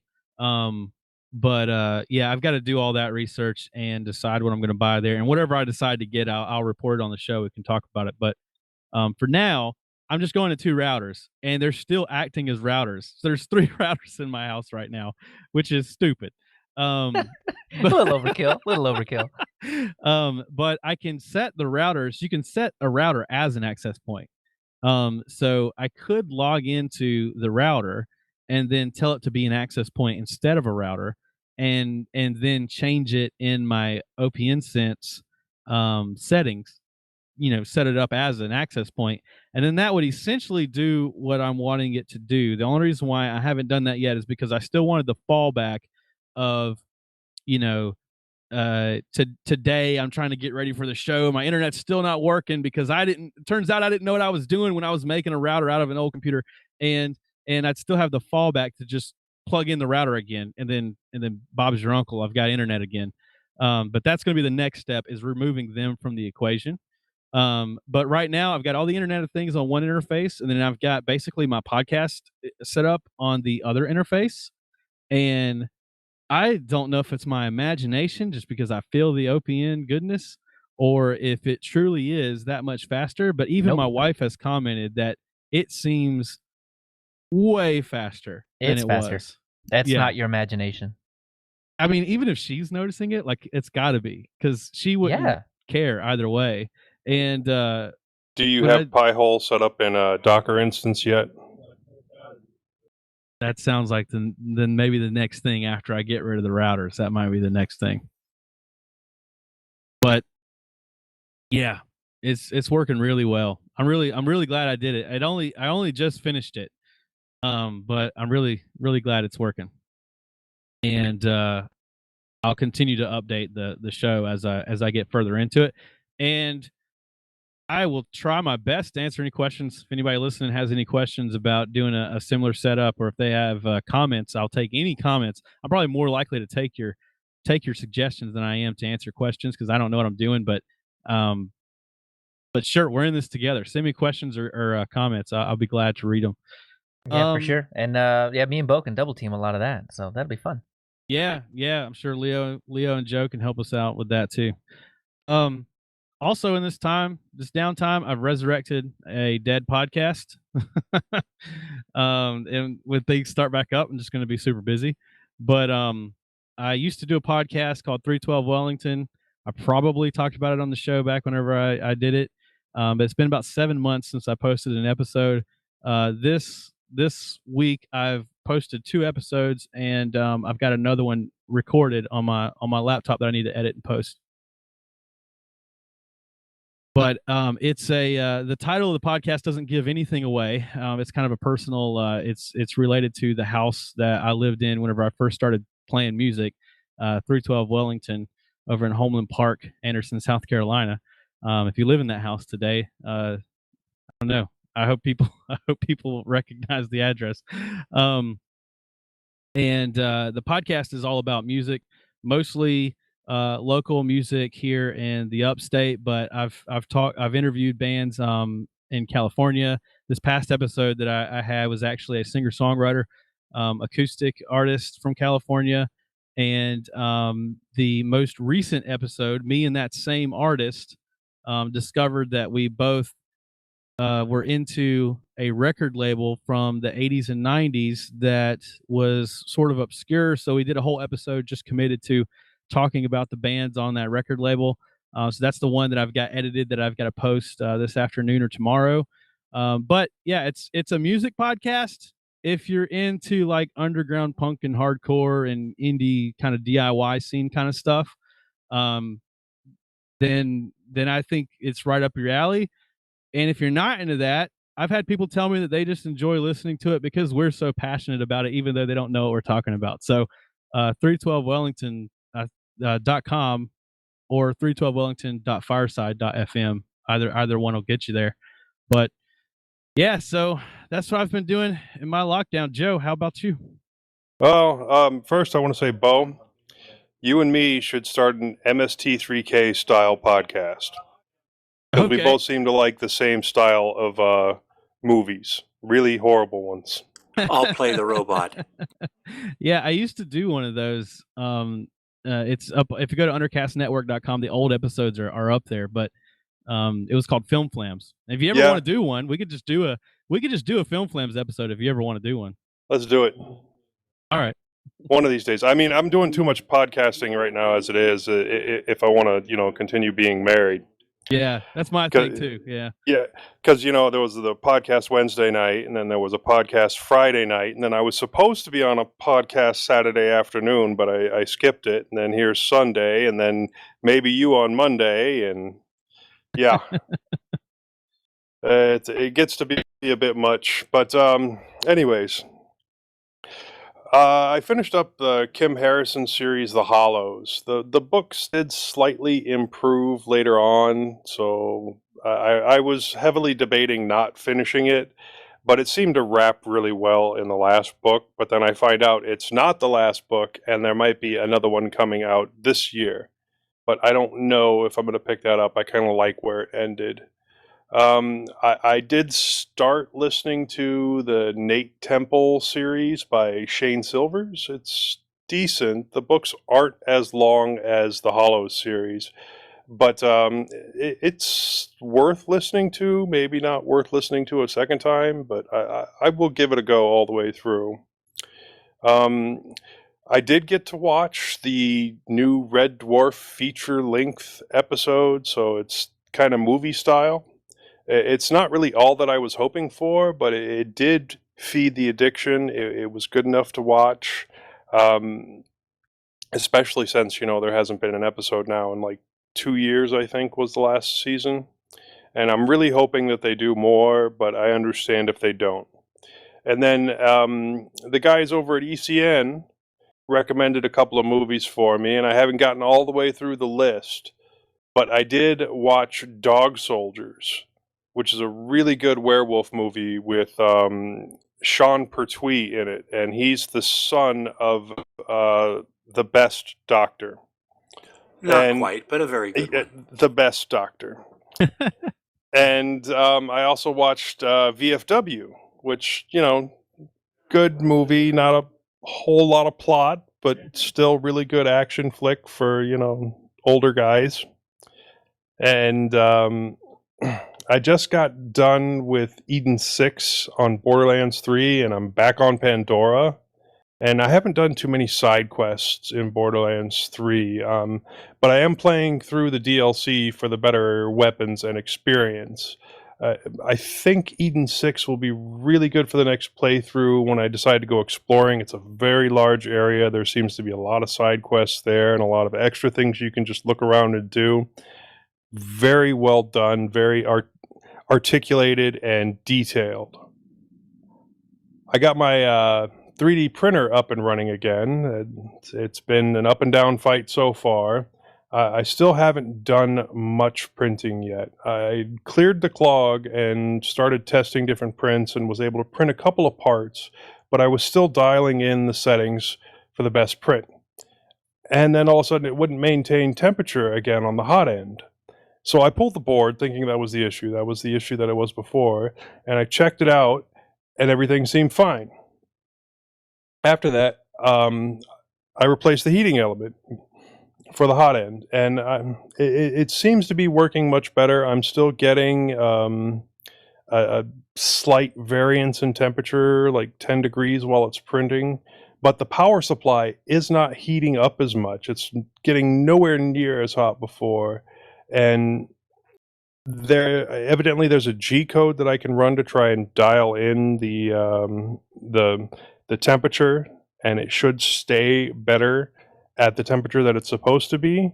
And I'm going to give that a try and see how it works.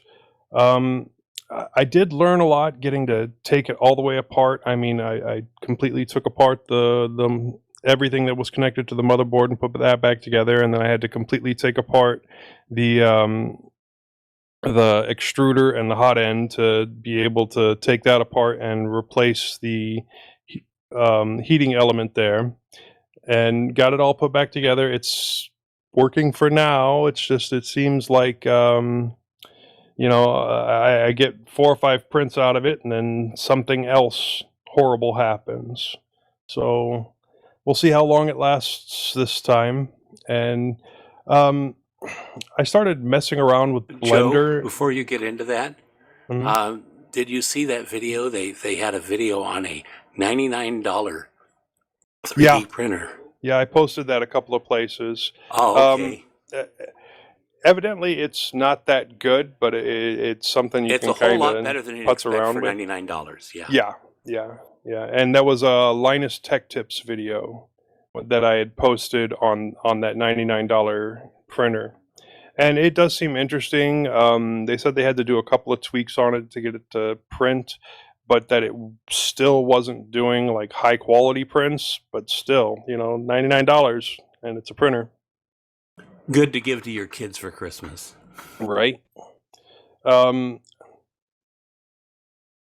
Well, I had started messing around with Blender and Tinkercad in order to make some of my own things, and I have to say Blender is way too power user for me at this time. Really difficult, and a lot of times I would get things set up and it would look like I had it right, and then I'd put it out to an STL and load it up into Cura, and it would be 1/10 the size that it was supposed to be. And Tinkercad, on the other hand, was very easy to use. And the web version for the simple designs that I was creating was great. So plenty of YouTube tutorials for Tinkercad as well. A lot for Blender too, but they were a lot harder to understand, and it seemed like steps got skipped when they were showing how to do it. But the ones for Tinkercad, really good. And if you're just getting started in designing your own stuff, I recommend it. I fixed a pair of Sony XB700 BTs, which is one of the few like on-ear headsets with USB-C charging and a 30-hour battery. Just needed to replace the drivers on it, as the first one I had ordered to make a BT receiver did not have any drivers with it. But the thing turned out to be unsuitable for a BT receiver because it had controls on both sides, and I wouldn't have been able to put it together in a small enough fashion. It may have a 30-hour battery life, but it definitely doesn't have a 30-hour wear time. Extremely uncomfortable to wear. I mean, they sound great, they look good, but having them on for any amount of time causes a lot of ear pain just because of how small the cups are. So my first design on Tinkercad is to 3D print an adapter to increase the size of the ear cups and see if that helps with comfort. I printed out my first design, but I made the outer edge too big on it to be able to hold the replacement ear pads that I have. And so right now on my printer, should be finished now, is the next test set. So hopefully I get the design I want, it works out well, and I'll print out the second one for it, and I'll report back on that next show. I tried out Q4 OS on the 7140 with Plasma, and I did that specifically for Big Daddy Linux. I had a bit of trouble with the installation and the startup. It kept trying to put the boot partition onto the micro SD card, So I pulled the micro SD card, and that kind of got everything pointed in the right direction. And I think it was because my micro SD card was so much larger than my internal hard drive. Because the internal hard drive was 32 gig and the micro SD card was 128 gig. But even beyond that, I had trouble with occasional kernel panics at startup. And when it did work, it looked very familiar. But, you know, I used to be a Kubuntu user way back when. And there was an interesting issue with the gyros on the tablet. It would not rotate, but when the gyros were activated, it would cause the keyboard and touchpad to quit working, which is weird. And then sometimes also the USB port would quit working. And, you know, I'd hooked up an external mouse and keyboard to be able to keep using it and testing and see if removing the drivers and adding them back would fix the issue, which it really didn't. And it was kind of random on whether or not the keyboard and touchpad would come back, and the timing that it would happen was kind of random as well, and random restarts, and it was hard to judge on the tab on what was caused by Q4OS and what was caused by the fact that this tablet isn't exactly mainstream. So I did have to manually install the drivers for audio in order to get it to see the card, which once I figured that out, that, you know, that wasn't too much of a problem. I had tried blacklisting the HDMI drivers, which is always like one of the first things you have to do with these tablets. But that hadn't worked, and so I forced the drivers on, and that made it see it. But it still wouldn't output any sound to it, either the inbuilt speakers or the 3.5 millimeter jack. So the next thing I tried was a USB sound card, and that should have worked, but also didn't. Still no sound coming out of it. And then I had tried hooking up a Bluetooth headset to it, and it connected, but it didn't see it as an audio device. And so I did what Moss did, and, I was trying to install BlueZ and what was that other one? Bluemon? Blue Man.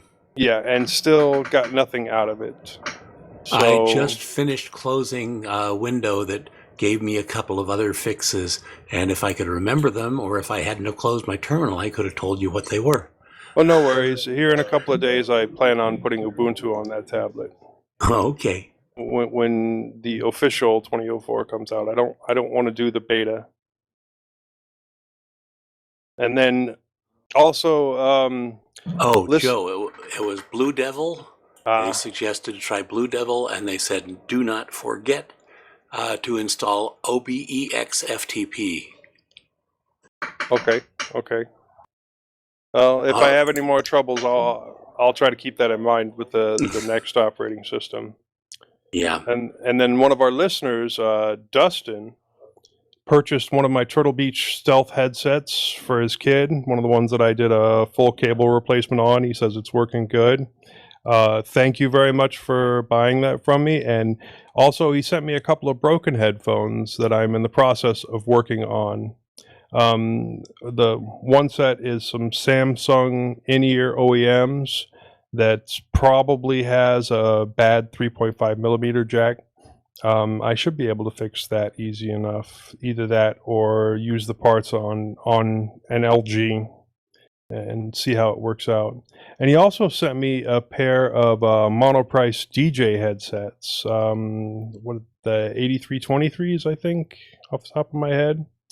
And I'm not hearing it, but he says the speakers sound blown to him. So it's entirely possible that, all the damage to my hearing from growing up around artillery and living right next to flight lines has made it so that I can't really hear the distinction there. But I do think I have some other drivers that will fit in there, so I'm going to replace the drivers and see if I can hear the difference then. So I'll do one ear at a time, and if I can hear a major difference when I do the one ear, then I'll know that that's actually what it is. Otherwise, it'll just be a cool experiment to try out. And I just want to say again, thank you, Dustin. And that's all I have. Oh, I think we've clocked in the highest or the biggest length for a wandering section ever. I think Yeah, this we're is at the hour and a half mark. And you know what? Good. You know what? You What? guys can't really even blame me for it this time. Nope. Yeah, I think. You usually yeah. blame me anyhow. Go ahead. I think yeah, we it's all Moss's fault. contributed this time. Yeah. It's Well, that whole being then- locked in the house and missing that human I think interaction that's it. thing. Yeah. Yep. Could be. I've noticed that on my meetings at work. Like, we'll spend an extra 15 to 20 minutes in a meeting just BSing at the end of it. Yeah. Totally. That's probably going to be how the tweet's going to go out too for the first half of this episode. It's going to be like, "Hey, missing that human interaction? Well, we do plenty of that." The days of whining about COVID. I know, right? Here's an escape for you for an hour and a half. You can just listen to 6 guys babble at each other. That's it. All right. Well, so we'll babble about the news. So let's head down that way. Okay, well, I've got the first item for the news, and it's an item about Red Hat. They've named Paul Cromia, I'm hoping I'm pronouncing that correctly, as the new president and CEO. Paul's been with Red Hat since 2001, and he's done various jobs, but he's mainly led on acquisitions over the last 19 years or so. So if you want to go and find out a bit more about that, go and have a look at the link we've got in the show notes and check it out. Yeah, I think his main what thing you is got, that Bo? he's been pushing. Well, yeah, I mean, I was just saying. I mean, he's been pushing Red Hat forward. It's been him that is saying things like, go buy CoreOS and turn that into Fedora CoreOS, and then we can use that as our Kubernetes platform to start selling services like that. So I mean, yeah, he's been successful. So I hope he does really well in this position, because Red Hat's in a strong position already. I hope it just gets better, because that just means more open source. Yay! Well, on April 7th, Firefox released version 75. Version 75, they tout a number of improvements, but the main feature is the search smarter and faster. It's focused on the search experience in the title bar or in the address bar. They have added things in like a smarter keyword system. So if you're typing in keywords to search something, it will not only suggest what it thinks the rest of your statement it is, but it'll also highlight in bold additional keywords that other people have used in their searches. So it's they've also changed the look and the size of it to better suit smaller screens. So it looks like the focus of 75 a lot centered around the search feature and the usability of the address bar. They also have a list of security fixes, 2 of them high impact, but it seems like it's surrounding the memory safety bug fixed in Firefox. But it looks like some, people could steal something from things that are cached in memory, but they've resolved that. Always a good fix. One of the other things that caught my eye is that it looks like there's an official Firefox Flatpak now. So there's always been a lot of banter about the way that Linux Mint ships Firefox, because they get search revenue from Yahoo, and so they force Yahoo to be the primary search provider. I always go in and change it to DuckDuckGo, because I love their like !G, !W to search different web resources without having to actually search it then click it. It's so easy. But Flatpak. So an official Flatpak for those of you that don't want that Yahoo integration. just install the Flatpak. It'll be the same thing that you would get directly from Firefox. So that is exciting. I haven't tested it yet. That's something that I want to test. And yeah, it looks good. It looks really good. And I did notice the search thing. The bar really pops out at you when you open up a new tab. It's huge. So it just caught my eye before, and it's a bit of a better experience, I think. Okay, I've got here that Mitchell Baker got named the official permanent CEO of Mozilla Corporation. She's apparently been with the project since it started in '98. When they announced that they were going to look for a new CEO, she stepped in and did the day-to-day stuff as early as August, and in December was made officially interim CEO. They claim they conducted an extensive candidate search for the past 8 months, and while they met several qualified candidates, they concluded that Mitchell is the right leader for Mozilla at this time. Of course, the first thing she did was lay people off, but hopefully they'll be able to get their feet back under them and bring those back. Yeah, I guess on something like that, right? You just figure that, well, she's already done the worst thing that she could possibly do, and the internet has not totally pile drived her into the garbage yet. So, keep her on, right? Phase 1 of GNOME's Community Engagement Challenge is now open, and this challenge is an educational challenge where GNOME has partnered with Endless. And if you're not already familiar with Endless, Endless OS is geared toward education. It's a Linux distribution, and I see they now have a version of Endless that is available for the Raspberry Pi 4, so that's pretty cool.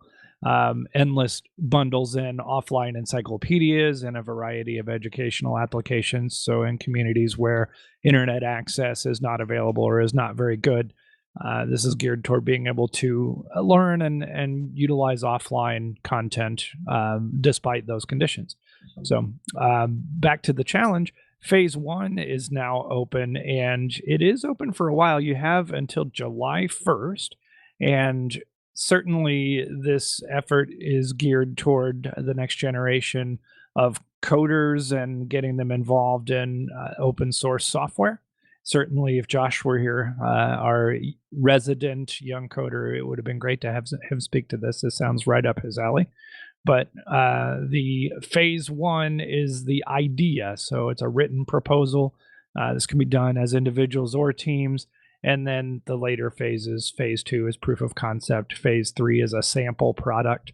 But there are cash prizes. You can win over $20,000 in cash prizes according to gnome.org/challenge. Yeah, Git Josh turns- needs to get oh, on go this. ahead. No, sorry. I was just going to say, Josh needs to get on this because it sounds like it's right up his alley and he can get some money. Or anybody else that likes to code. This is for you. And Git turns 15. The open source distributed version control system was first released on April 7th, 2005.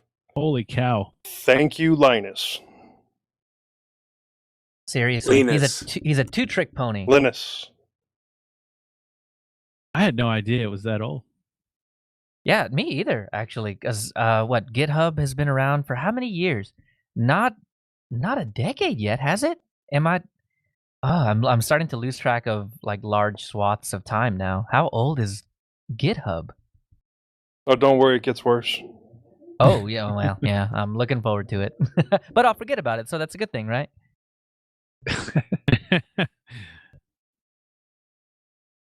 Well, the last thing up on the list is Linux kernel 5.7 RC1 is released. Dare I try it? Uku, I think, has it available for me, so I think I can get on it. I don't know if I'm brave enough to do it yet, but I know there's one thing in here that I really, really want to give a try to. It is additional AMD Navi chipset support in this kernel. So as far as I know, it's nothing game breaking or anything like that, but it is going to help improve the performance of any card based off the Navi chipset. So this is like your RX 5700, 5600, 5500. Yes, those have come out. I don't know if you can get your hands on them right now, but they are out. And later on, I think there's going to be a 5800 and a 5900 series that come out later on the same chipset. So these are fixes that are going to help you get better performance out of that card. So, and as far as everything else goes, Linus mentioned that everything went very smoothly, no hiccups. And he is supposing that might be because everybody's stuck at home. So what are you going to do but code for the kernel, right?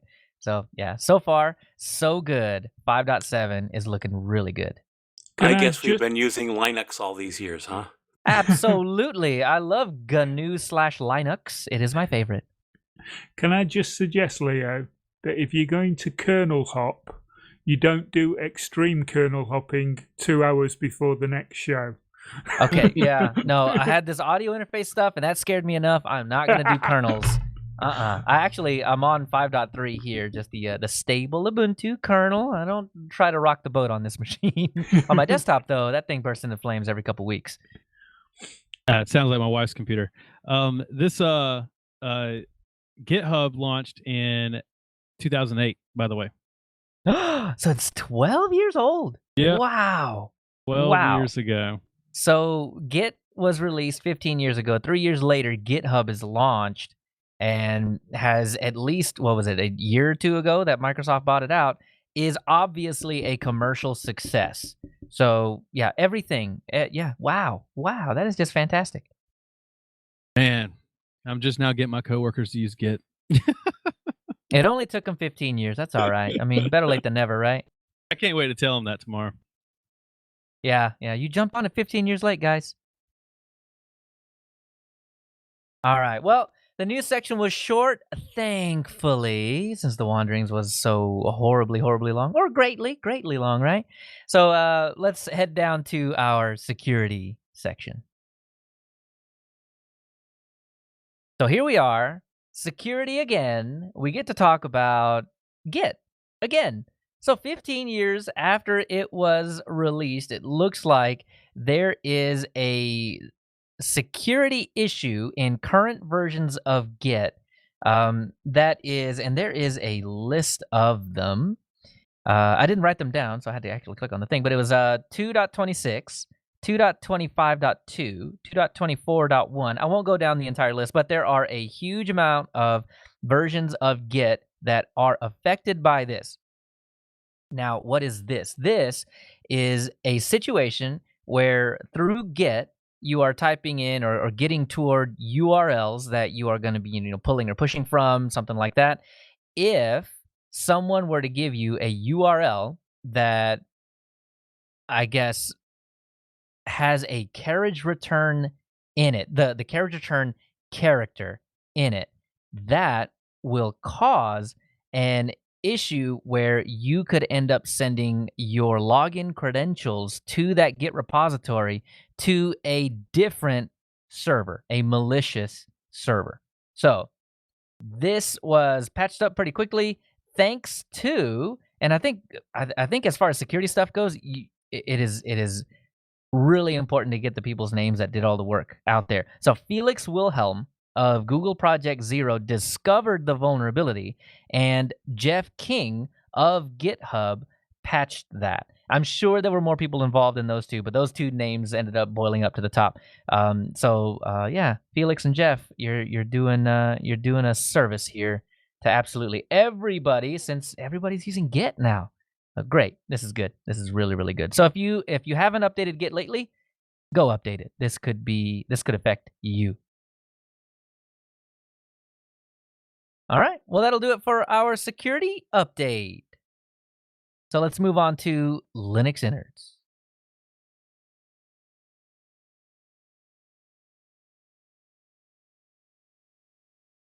So Hi there. Oh, hey, there we go. In this section of the innards, I hand it off to Moss.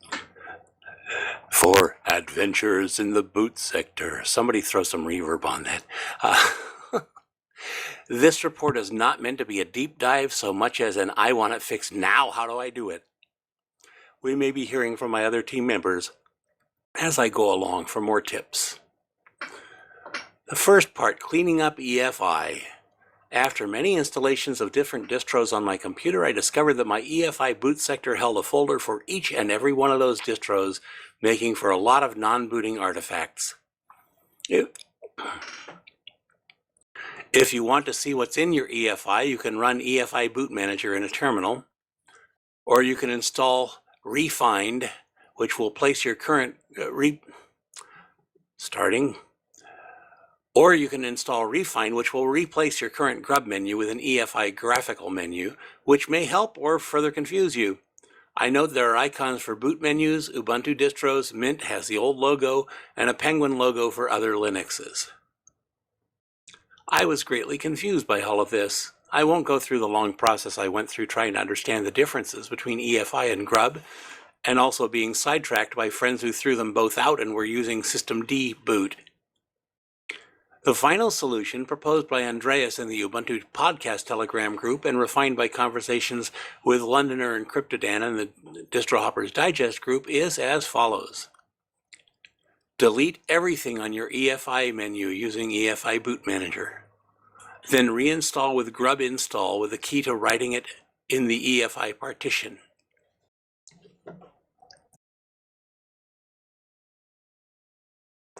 Specifics. Using EFI Boot Manager, you view and identify your EFI boots, and I have a printout of my terminal for doing that. Then using sudo EFI Boot Manager, delete each one, and I also show the printout of doing that. Note that you must use sudo. My illustration shows what happens when you do not. Continue until all are deleted. Run EFI Boot Manager again and you will see how effective you were. It'll show that you only have boot order 0000 and you're good. Then you use sudo grub-install --target equals x86_64-EFI. I also put in the show notes that if you get the warning, grub install, warning, disk does not exist, so falling back to partition device /dev/sdb something, then you forgot to use sudo. Note, I have perused the man page for grub install and the -- target switch is not shown. Thanks to Andreas on Ubuntu Podcast Telegram group for bringing it to my attention. When you're done with all that, you just run sudo update-grub and you get all your boots back. I have a printout of what that looks like in the show notes. Of course, I have a lot of boots, so it's a long printout. Yeah, Don't think you want me to read all of that. Well, I was thinking that, well, yeah, probably not. But a lot of the reason why you've had this deep dive into Grub in the first place and EFI and understanding how all that stuff works is because you run so many different distributions at the same time. I mean, a lot and of it change is them for, frequently. Yeah. Right. Yeah, a lot of that is because of Distro Hoppers Digest, and you just like to see what works, right? Yeah. So yeah, if this is you, if you are a distro hopper of more than one distro at a time, I think you're gonna find this information pretty useful. And one of the things that Moss has got for you here that you're not gonna get on the audio side of this is all of the output, all of the commands, what it looks like, what it's supposed to look like, what it looks like when it's not working right. Because I see you've got an update grub here that didn't work because you didn't do because you didn't run it with sudo, and you know the cool tricks like sudo and then the bang bang that just rerun the last command with sudo in front that I don't get to use anymore because I'm running fish. But yeah, there's a lot of really good information that you're not going to get on the audio side of things. So if grub or EFI or multi-booting is really what you're after, then make sure to check out the show notes because there is a ton of good information there and it will really open your eyes to what the heck we're talking about right about now. It helps a lot in understanding I'm that. not sure that it even matters whether you're running multiple distros. I think that EFI boot sector will just keep the folder from whatever you had in there whenever, unless you actually go into EFI Manager and kill it. Right. Okay, the next spot here, let me see here. Oh, okay.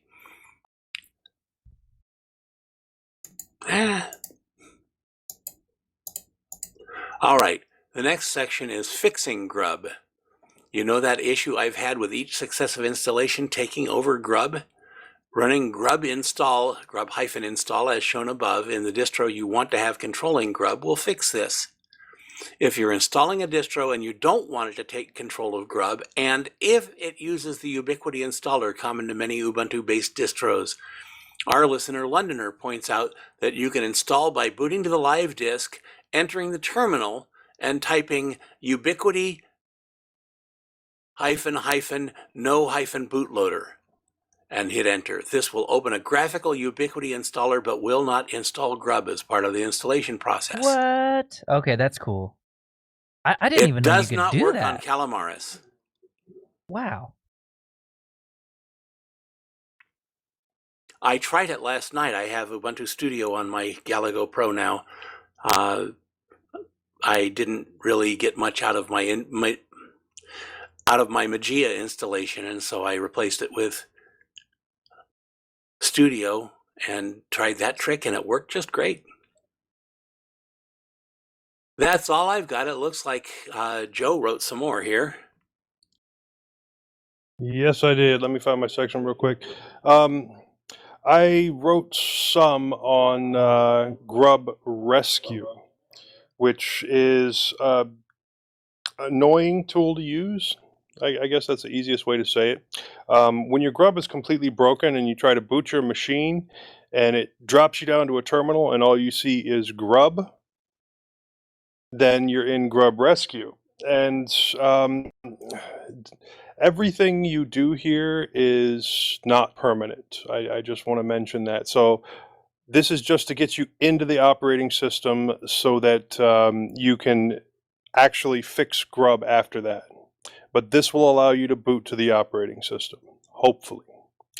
The first thing you need to use there is ls, which will show you all of the partitions, and then you can ls each separate partition to see what's inside of them. And what you're looking for the first time through is to determine which is the root of your system. It should look like a normal Linux root folder structure. And then what you have to do is set the root, and you use that with set root and then the partition number, which is going to be something like HD01. Yeah, as an aside, real quick, they don't show up as your normal SDA this or Right. BLK MMC that or whatever. They're going to show up as HD0 for the first disk, HD1 for the second disk, Or and HD MS-DOS. right, and then there'll be a comma and another number, and that number will represent your partition. So that's what he's talking about with the set root equals. That's what you're going to be talking about, the HD something something something. That in turn confuses me extensively because in different parts of the system, they call your drives different things. Right. And when you're going to install something and it says, well, there are these drives available or these partitions available, but they're named something different from what you work with. Now, here's the thing with that. You can use /dev/SDA, which is if you only have one drive, then that's probably going to be it, unless you're using an NVMe drive, and then randomness ensues. But the whole thing is if you have multiple drives or multiple partitions, then you're kind of guessing which one it would be, and you'd have to come back each time it didn't boot and start over from the beginning and pick the next one that it could possibly be. But they're all listed as HD0, 1, HD0, 2, and then HD1 for the next drive, so forth and so on. But yes, you can use /dev/SDA or SDB or whatever. That's interesting. I didn't know that. Yeah, you're guessing more at that point. And then you have to use ls or cat and your tab button quite a bit in order to be able to find things like your grub location if it's in a non-standard location. I think the normal location is /etc/grub. Anyone? Anyways, you have to find it, and then what you can do is set prefix, and then in this example I used hd0, 1, and then /grub location. You need the full path to where your grub.cfg is. Now, I will also say that for a lot of EFI systems or UEFI systems, the grub will be on a separate partition, so you do need to declare that partition instead of the root partition. And that's just how the UEFI works.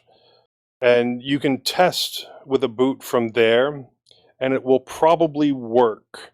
It will catch the boot configuration or the grub configuration, and it'll come up with your grub launcher, and you'll be able to go directly into your operating system from there.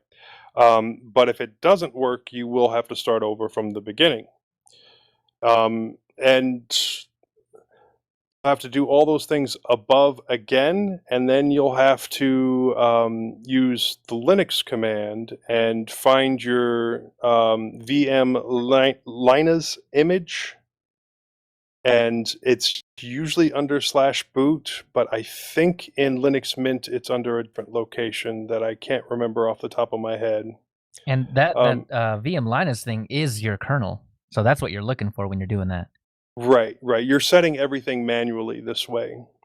And like I was saying, you got to use the full path again to that VM Linus location, and the version that'll come up just using your tab. So auto completion is great. I did make a quick check on that. VM Linus does exist in /boot, like you're thinking, Joe. It's not in some weird location that I can see anyway.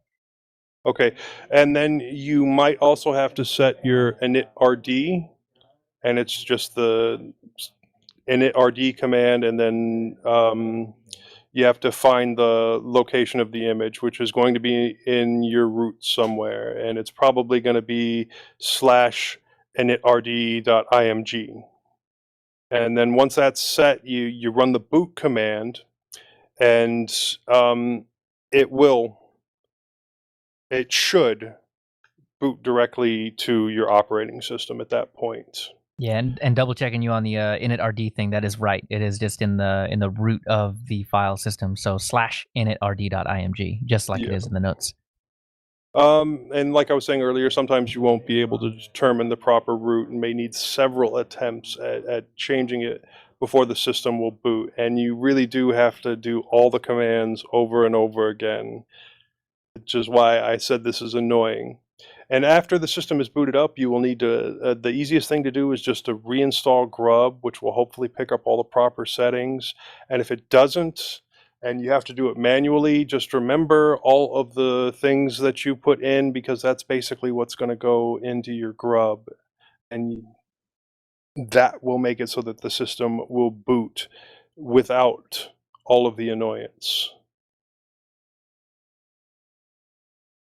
I find this to be the most difficult part of the LPIC exam that I'm studying for, because it varies. Yes. In the exam study guide, they talk about how in Red Hat based distributions, then it's in this location, or the folder's name slightly different. And then there's also grub versus grub 2. And so it just, the locations of things, and it all varies like distro to distro. And it's like the hardest part to prepare for the exam for. Yeah, and I don't memorize the Berg location. and Berg 2. Yeah, and I don't memorize the locations that these are at, because with specific distributions it is slightly different. I just use that auto completion to see what's all in a path, and then I can back up one branch and go down a different path if I need to. Yeah, and as far as the Linux Plus exam goes, I know, Bo, you're looking at the LPIC one, but the Linux Plus exam has finally added OpenSUSE to the whole mix as well. So there are things that are different in SUSE that that you would just take for granted, right? Like I know Debian-based distros pretty well. I know Red Hat distros slightly less, but OpenSUSE, man, they do some absolutely crazy things. If you let OpenSUSE deal with your partitioning automatically, it just creates a bunch of subvolumes and then links to those in FSTab, and it just looks like vomit. It's so crazy how much they put into FSTab. So I mean, just to your point, it's crazy. Every distro is a little bit different, so you have to learn so many different things in so many different ways a lot of times. Yeah, I don't think I mentioned. I wasn't on the last episode, so I didn't mention that due to the COVID crisis, my exam got rescheduled the next month. Well, that's good. Some extra time to study.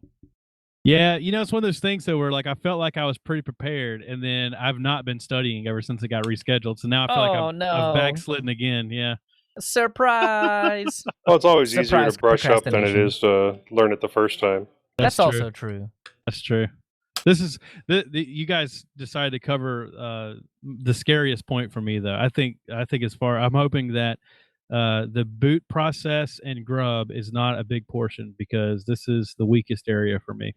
Every single time I've gone into a test where I'm like, okay, I really need to absolutely 100% make sure. Like the last one I took was the Cisco, the CCNA, and it was like I need to definitely remember STP and everything about spanning tree protocol and all this stuff. And then there was like one, maybe two questions about STP, and I'm like, what a waste.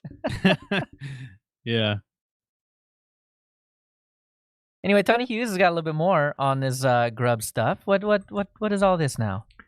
Well, for us non-command line gurus, I found an easier fix for grub. As I was saying at the top of the show, I reinstalled my PC at the beginning of the week, and I managed to foobar grub after playing around with it after I'd reinstalled it. That's pretty easy to do. It is. So I went online on my laptop and managed to find a boot repair disk that's hosted in SourceForge. So I've put a link to that in the show notes, and it's about a 700 meg download for the ISO. So it's not a massive file. So if you've got any one gig USB sticks kicking around, it's perfectly big enough to stick this ISO on and have it in your toolkit. And it's a bootable disk. You boot into it, and then it gives you a few runs you through a little kind of instruction list on how to repair your boot. And it took me about 5 minutes. I come out the live disk, rebooted the system, and voila, I had a bootable system again. Very great. Cool. Yeah. I love it when things come together and they're just so easy to do, and it sounds like this is one of those things. Yeah. I've also used the Super Grub 2 disk, the same type of thing. You download it, burn it to a USB stick, and use it. When you're not getting to grub at all, but all your distros are there, you can use that to boot to it. Sadly, I haven't figured out how to use it, as it's supposed to be able to be used, to actually repair the grub. But you can boot into whatever and then use the distro that you're in to repair it. Mm-hmm. I've used that to do a grub repair before. Yeah. Yeah, and a lot of times if I get the grub menu, I'm just booting into my Linux Mint install disk and I fix it from there. I don't know. I guess the grub menu scares me. No matter how much time I've spent dealing with servers and all that kind of stuff, the grub menu just still scares me. So I'm just like, you know what? I would just feel way better about this if I had a GUI. I'm not going to use it, but just feels good. Well, if I can follow those terminal instructions, Leo, surely you can. Absolutely. I like having a GUI. It's just I don't know a pain why. in the butt. Yeah, that's the thing. Yeah, for sure. I can slap in some code or some commands or whatever and make it work, but And it's not like you can use copy and paste. I mean, you got to do it manually every time. So yeah, and having the Firefox window off to the side is just so comforting. Like if I blow this up, I could at least Google it, right? as long as you got your phone with you. That's it. All right. Well, it sounds like that'll do it for our innard section. Was that short or long? I can't tell. That felt short. That felt real short. I really feel Can it. I just add? Yeah. You mentioned at the top of the show that Moss does an awful lot of distro hopping because of Distro Hopper Digest. Well, it's actually the other way around. Distro Hopper's Digest came out of the fact that Moss loves to distro hop. And he had, Thank you, an Tony. excuse to do it. Yeah, Now- people were putting me down for all the distro hopping. I just basically, what's the term? Went all in. Yeah. Created a podcast to give Yeah. yourself an excuse to do My it. my beef with what you do is not that you distro hop, it's that you have like 12 at a time, and it makes my head spin. I do not have 12 at a time. Right now, I only have 9. A baker's dozen. Oh dear. Baker's dozen is 13, Leo. A baker's dozen plus 1 times 5 I'm divided yeah, by 2. but I'm still at 9, Leo. 9. Only 9. All right. Only 9 distributions on a single machine over No, 2 no, discs. only I got 6 ya. on a single machine. Oh, God. Oh, I've got So you've 6 got on the multiple Galago machines, Pro. too. I have got 3 on the Kudu. Okay, lads, come on, calm down. All right. Let's So, go vibrate. Let's go vibrate. So down to vibrations from the ether. All right. So plenty of feedback again. I think we've rounded it all up. I'm gonna blame you guys if it's not all in here, but I think we've rounded all up. All the feedback that we didn't get to the last time, and all the new mostly all the new stuff as well. So the John Wallace saga, which is he's been running a software called Linus. It's like a security auditing software that kind of gives you some pointers on how you should make changes to your system to make it more secure. He had a couple of issues over the past couple of weeks, but it seems like he got those all shaken out. We had mentioned it too, the kernel issue.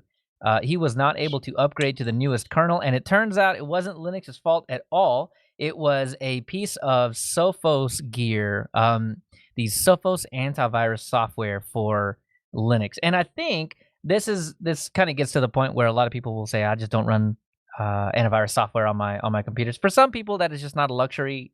You don't get that choice.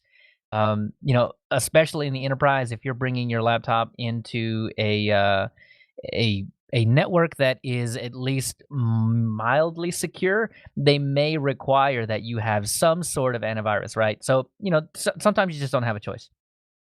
Anyway, so that may be the situation that he's in, but he does run Sophos antivirus, and that was the thing that was preventing him from installing a new kernel. So he got that all sorted out.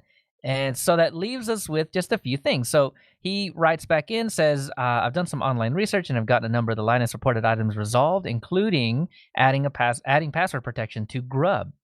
So he's asking about a few different things. Number one, a thing that came back from Linus says, check IP tables rules to see which rules are currently not used. And so he says, this one puzzles me as I thought that the firewall tools rendered IP tables unnecessary. All right. So on this point, nope.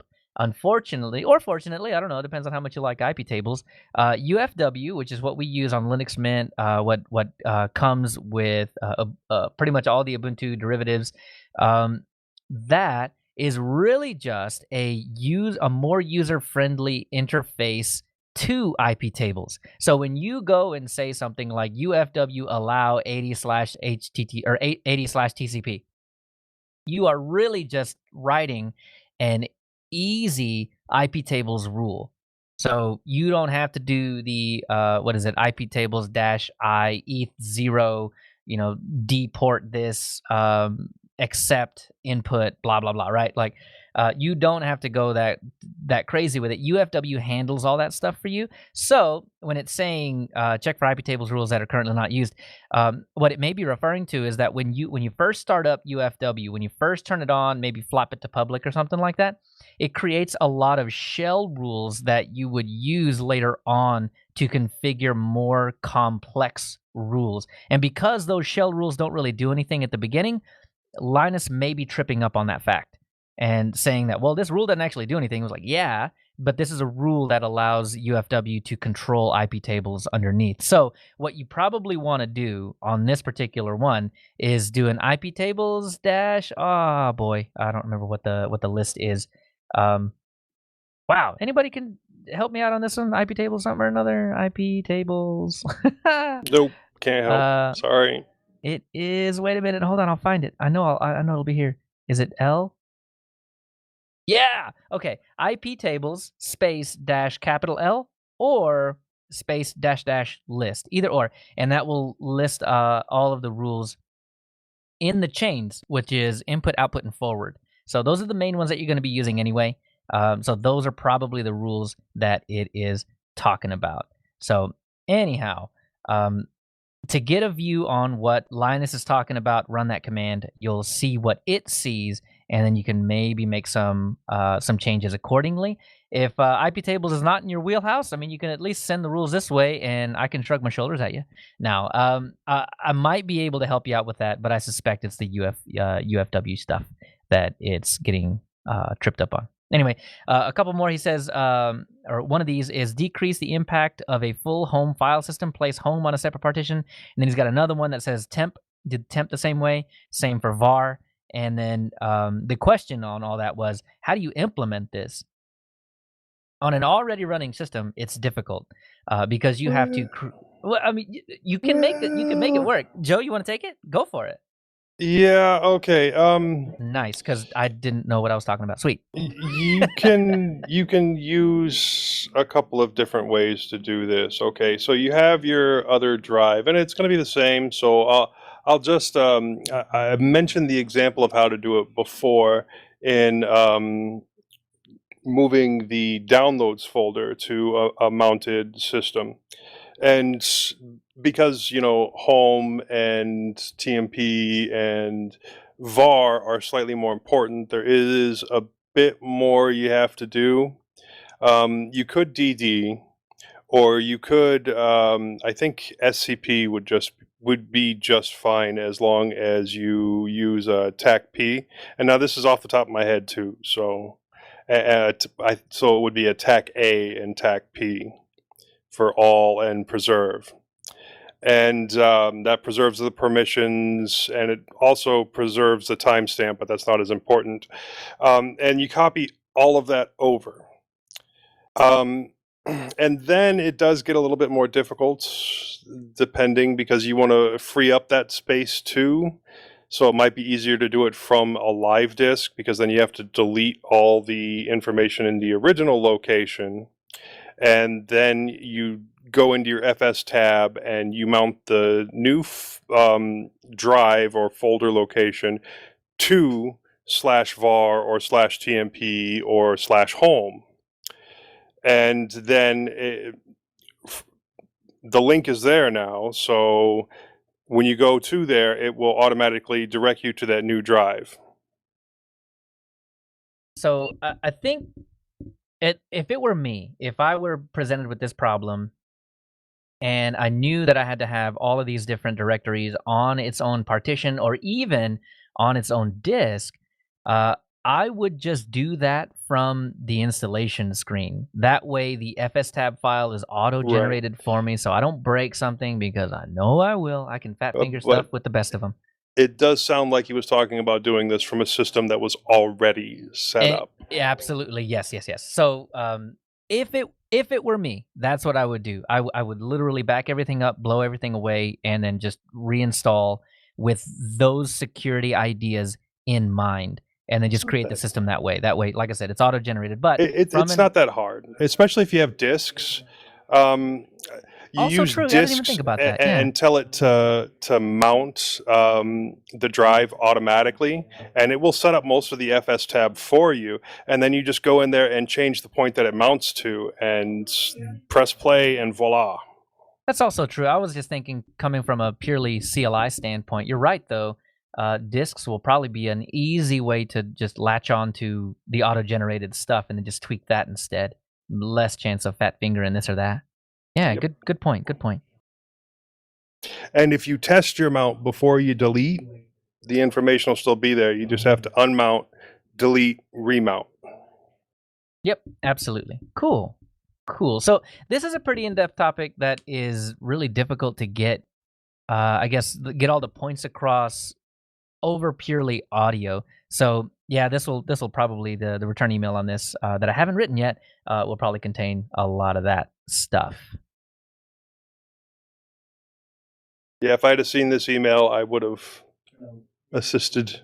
I do appreciate it.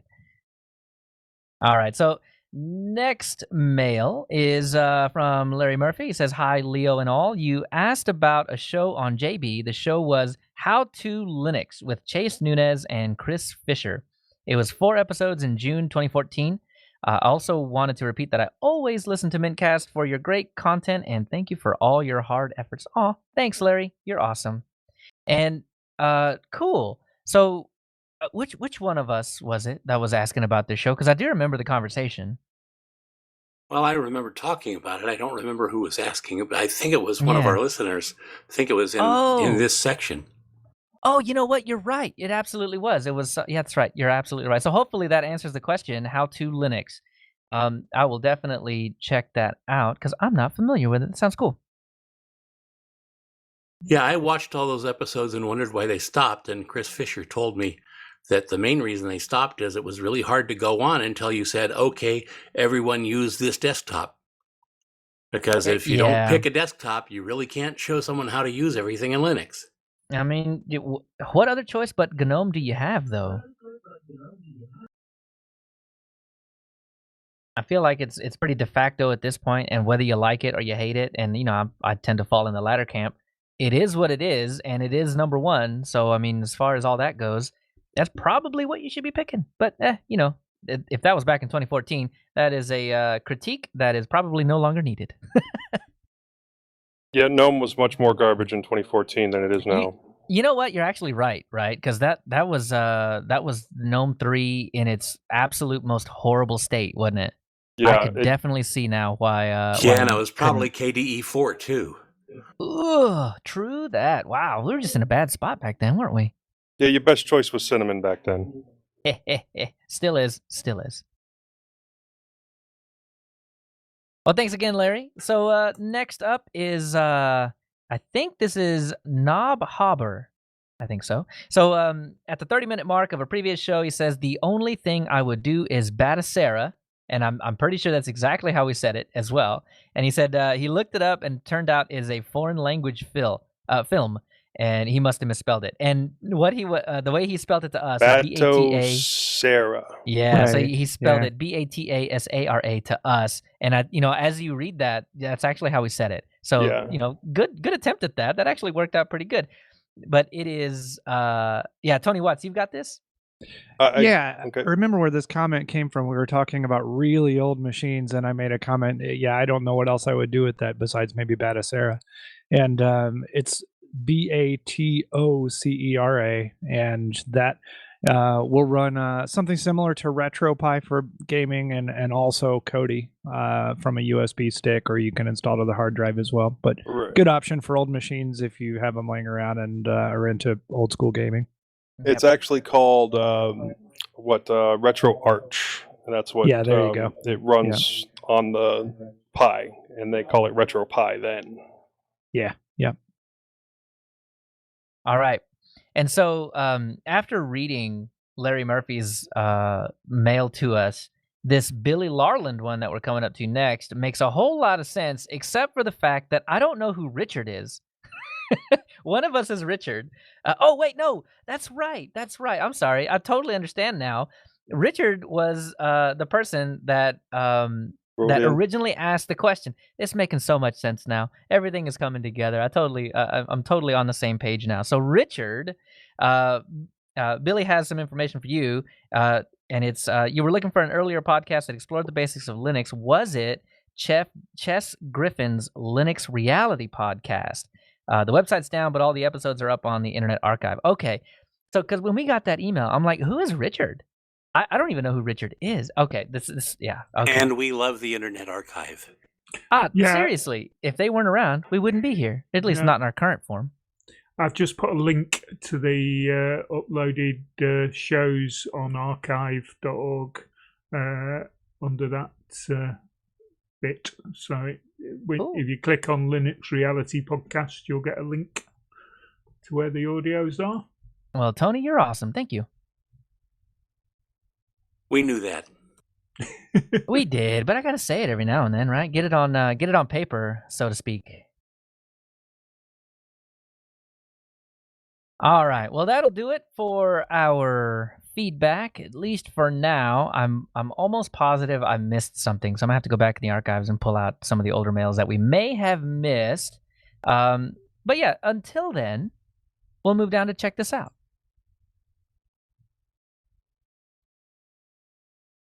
So in this, check this out. This particular one actually straddles the line between feedback and check this out. But he had requested, Paul Romano had requested that we put this in check this out. So here it is. So Paul writes in, recently in the current situation, I have been watching a lot of videos in full screen mode. Occasionally, I have failed to notice the battery warning indicator on my laptop, resulting in a complete system freeze when the battery becomes fully discharged. I came across a Cinnamon applet called Battery Applet with Monitoring and Shutdown, BAMS for short. This displays the battery charge as a percentage in the system tray and allows alerts and actions to be set up. For users like me who no longer have perfect eyesight, it is much easier to determine the states of the battery at a glance because of the color coding it uses. See attached screenshots. So we've got some screenshots that we don't have in here, but if you're looking in the Cinnamon extensions, you can find some screenshots of it in the Cinnamon repo. And then when the battery is above the predetermined threshold and connected to AC, the applet is green. When the battery is not connected to AC, the applet is green with a red border, and it's got a lot of really cool colorization features. And then when you reconnect it, it goes to orange until a predetermined threshold is achieved. So it is really a fantastic monitoring solution if you need something to look at some battery information with. So thank you very much, Paul. I really do appreciate it. And he also mentions that he is using TLP, and there is no conflict with TLP. And that's good for me because I also use TLP, and it seems to eke out like an extra 20 or 30 minutes of battery life. So it is definitely worth the install. He also stated that it can work alongside the Power Manager applet or be used instead of it. That's right. Very true. Thank you very much. Cool. So, Tony Watts, wait a minute. You are about to dig up something that has been around for like 2 or 3 decades. Tell me about this. Yeah, this is probably super well known by most of our listeners, I would say. But I have had issues when I'm trying to do anything with disk burning. Bracero seems to be the first go-to that I am pointed to if I Google something, an application to use, and invariably I have a problem with that and end up going to K3B, which is a disk burning and copy utility that is a KDE application. So yeah, if you have I know a lot of us use disks these days and do a lot of disk burning. That's not as common as it used to be. But if you're looking for a simple disk burning application that works without any problems, K3B is probably what you want. And it is available in the Linux Mint software store as well. Man, it better be. I've just installed it. Yeah, it's a fantastic application. It's one that's been shipped with KDE for the longest time. I remember using it all over the place. I was in high school, so it's been a while. And yeah, it always worked for me. And I remember there was another utility called Gnome Baker. I think that may be what Bracero turned into or something. Yeah, your mileage may vary. Bracero always worked for me, and K3B sometimes didn't. I found K3B as a good DVD kind of authoring software. It's quite good for that. Yeah, and I won't say that Bracero is a bad program. In my own personal experience, I've had various error messages trying to do things that absolutely should work with that program. Maybe something to do with my hardware or something along those lines would be my guess, actually. But whatever the issue that was resulting in errors for me the couple of times I've had to go at Bracero, I don't have those same problems in K3B. I was going to say I was having some problems with Bracero a while back, and I ended up using XFburn. That was another alternative. You know what the real issue is? You guys are still using disks. Right? What's the problem with that? Okay, so let me explain I've that. got a set of floppies to install some programs in. Oh gosh.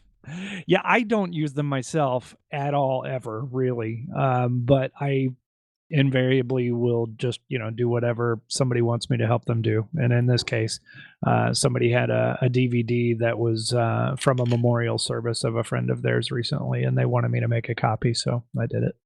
And my wife's Totally. still got a CD player in the car, so I occasionally burn some MP3s to CD. Yeah, my Okay. dad's still pretty addicted to that kind of thing. I still have a tape deck in the car. I was gonna say no. Is it an no, 8-track? No. No joke. No joke. I needed to make some cassettes the other day, and I had a CD to cassette, where I could play the CD back and then record it on cassette. And I was like, well, how am I going to get the CD? Or how am I going to get, so I ended up burning a CD so that I could then play it back and record it onto a cassette. As part of a project I'm doing for the band. But no lie, I was in that situation the other day, still making cassettes. That is fantastic. The only downside of that is the people that you're giving them to, I hope they have a cassette player. Yeah, believe it or not. And, well, honestly, a lot of people. We're making these to sell them at shows, and a lot of people just collect cassettes and never play them. As a matter of fact, I bought a cassette the other day from a band, and I have no intention of playing it. I just bought it for one thing. They were a band that traveled really far to play with us, and the turnout was not great. And so I told everybody in the show, like, hey, if you buy something from this other band, we'll give you one of our merch for free just for helping them Nice. out. And I bought a cassette from them, and I'm not going to play it. But in the kind of DIY, like, punk music community, there's people that just collect the cassettes, and they don't even necessarily need to play them. Matter of fact, a band recently, they released their most recent album on floppy disk. What? Oh my Okay, gosh. that's respectable.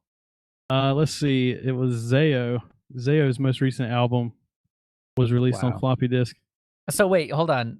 So like multiple floppy disks, or they compressed the MP3 so much that you could really fit it on? What was it, like a meg and a half ish? 1.44 1.44. megabytes. Yeah. I'm looking it up now to see so it's Reformat Reboot is the name of the album.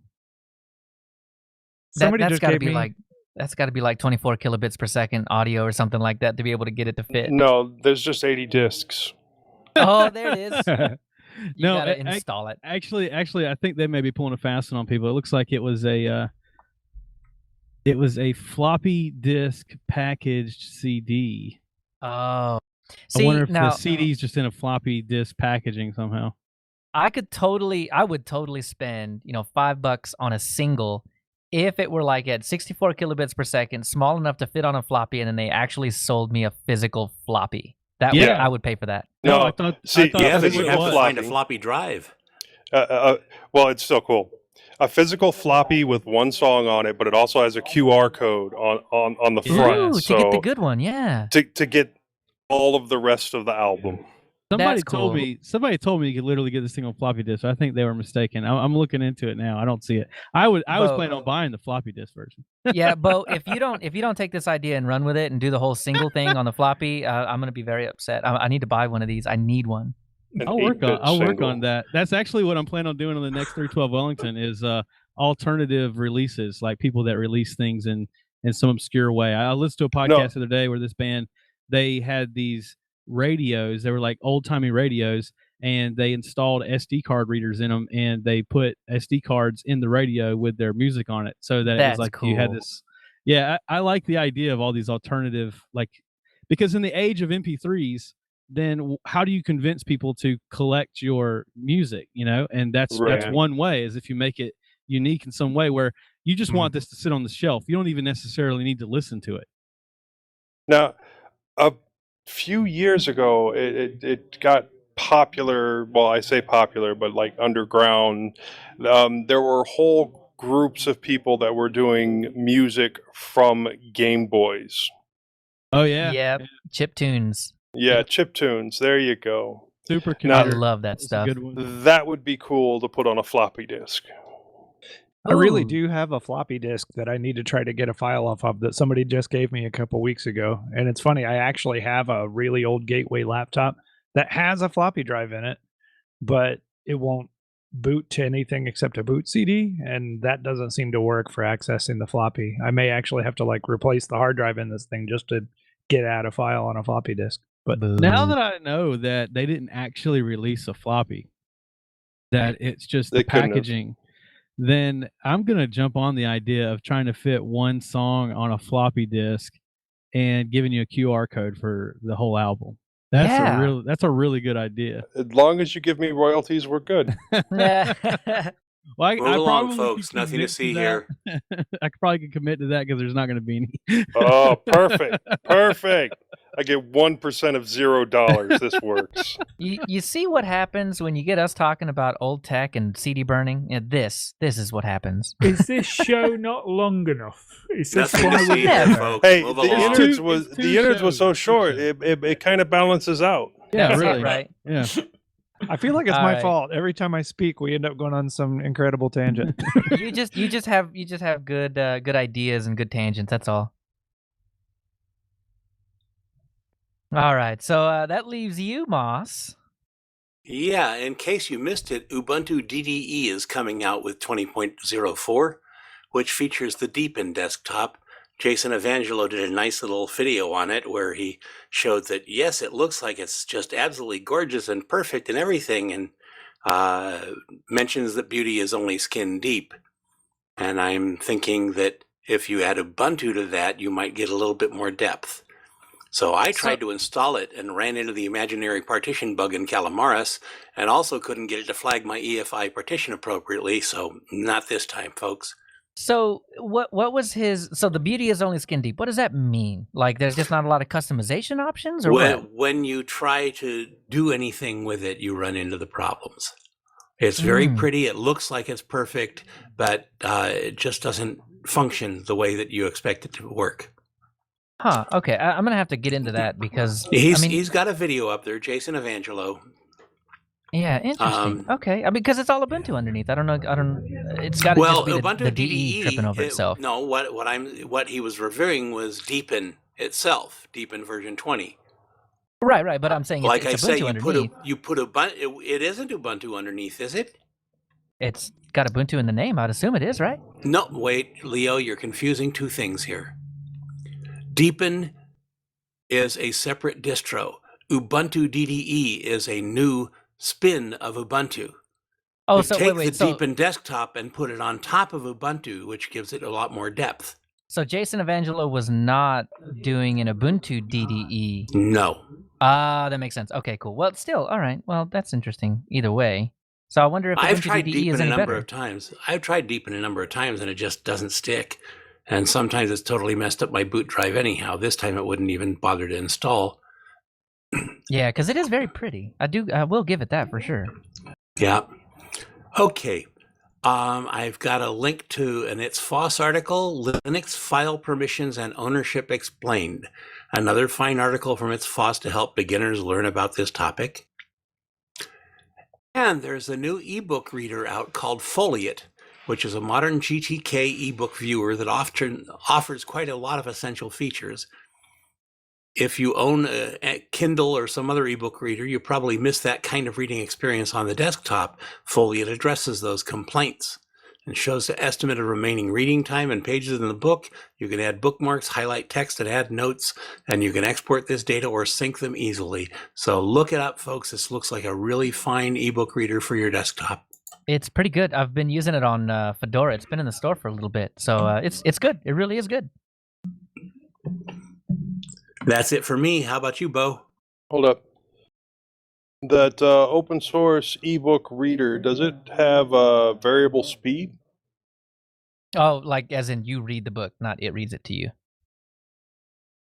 Oh, okay.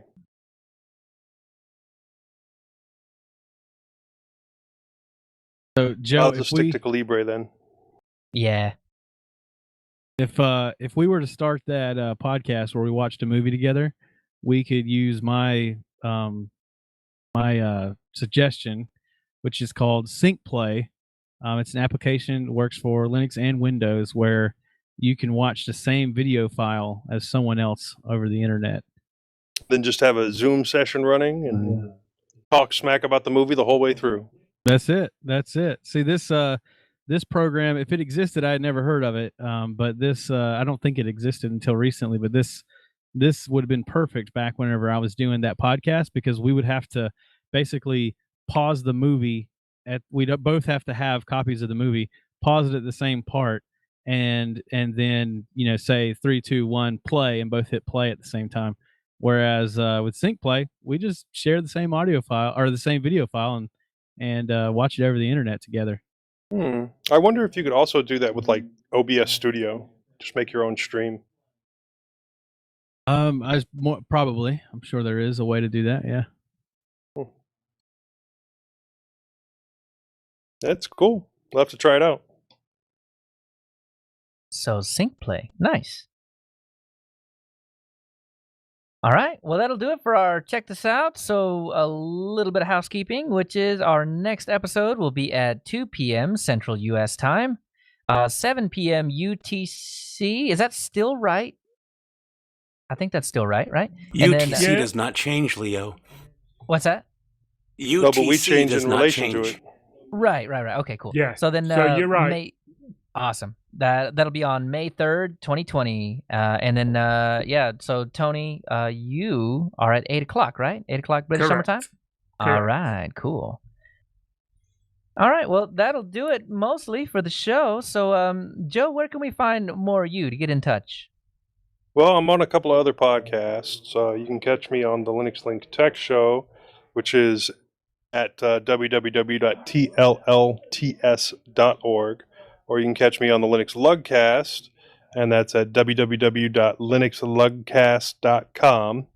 You can find me on MeWe, or you can send me a message directly, jb@mintcast.org. If you want to send me some hardware to test out and maybe repair and fix, let me know.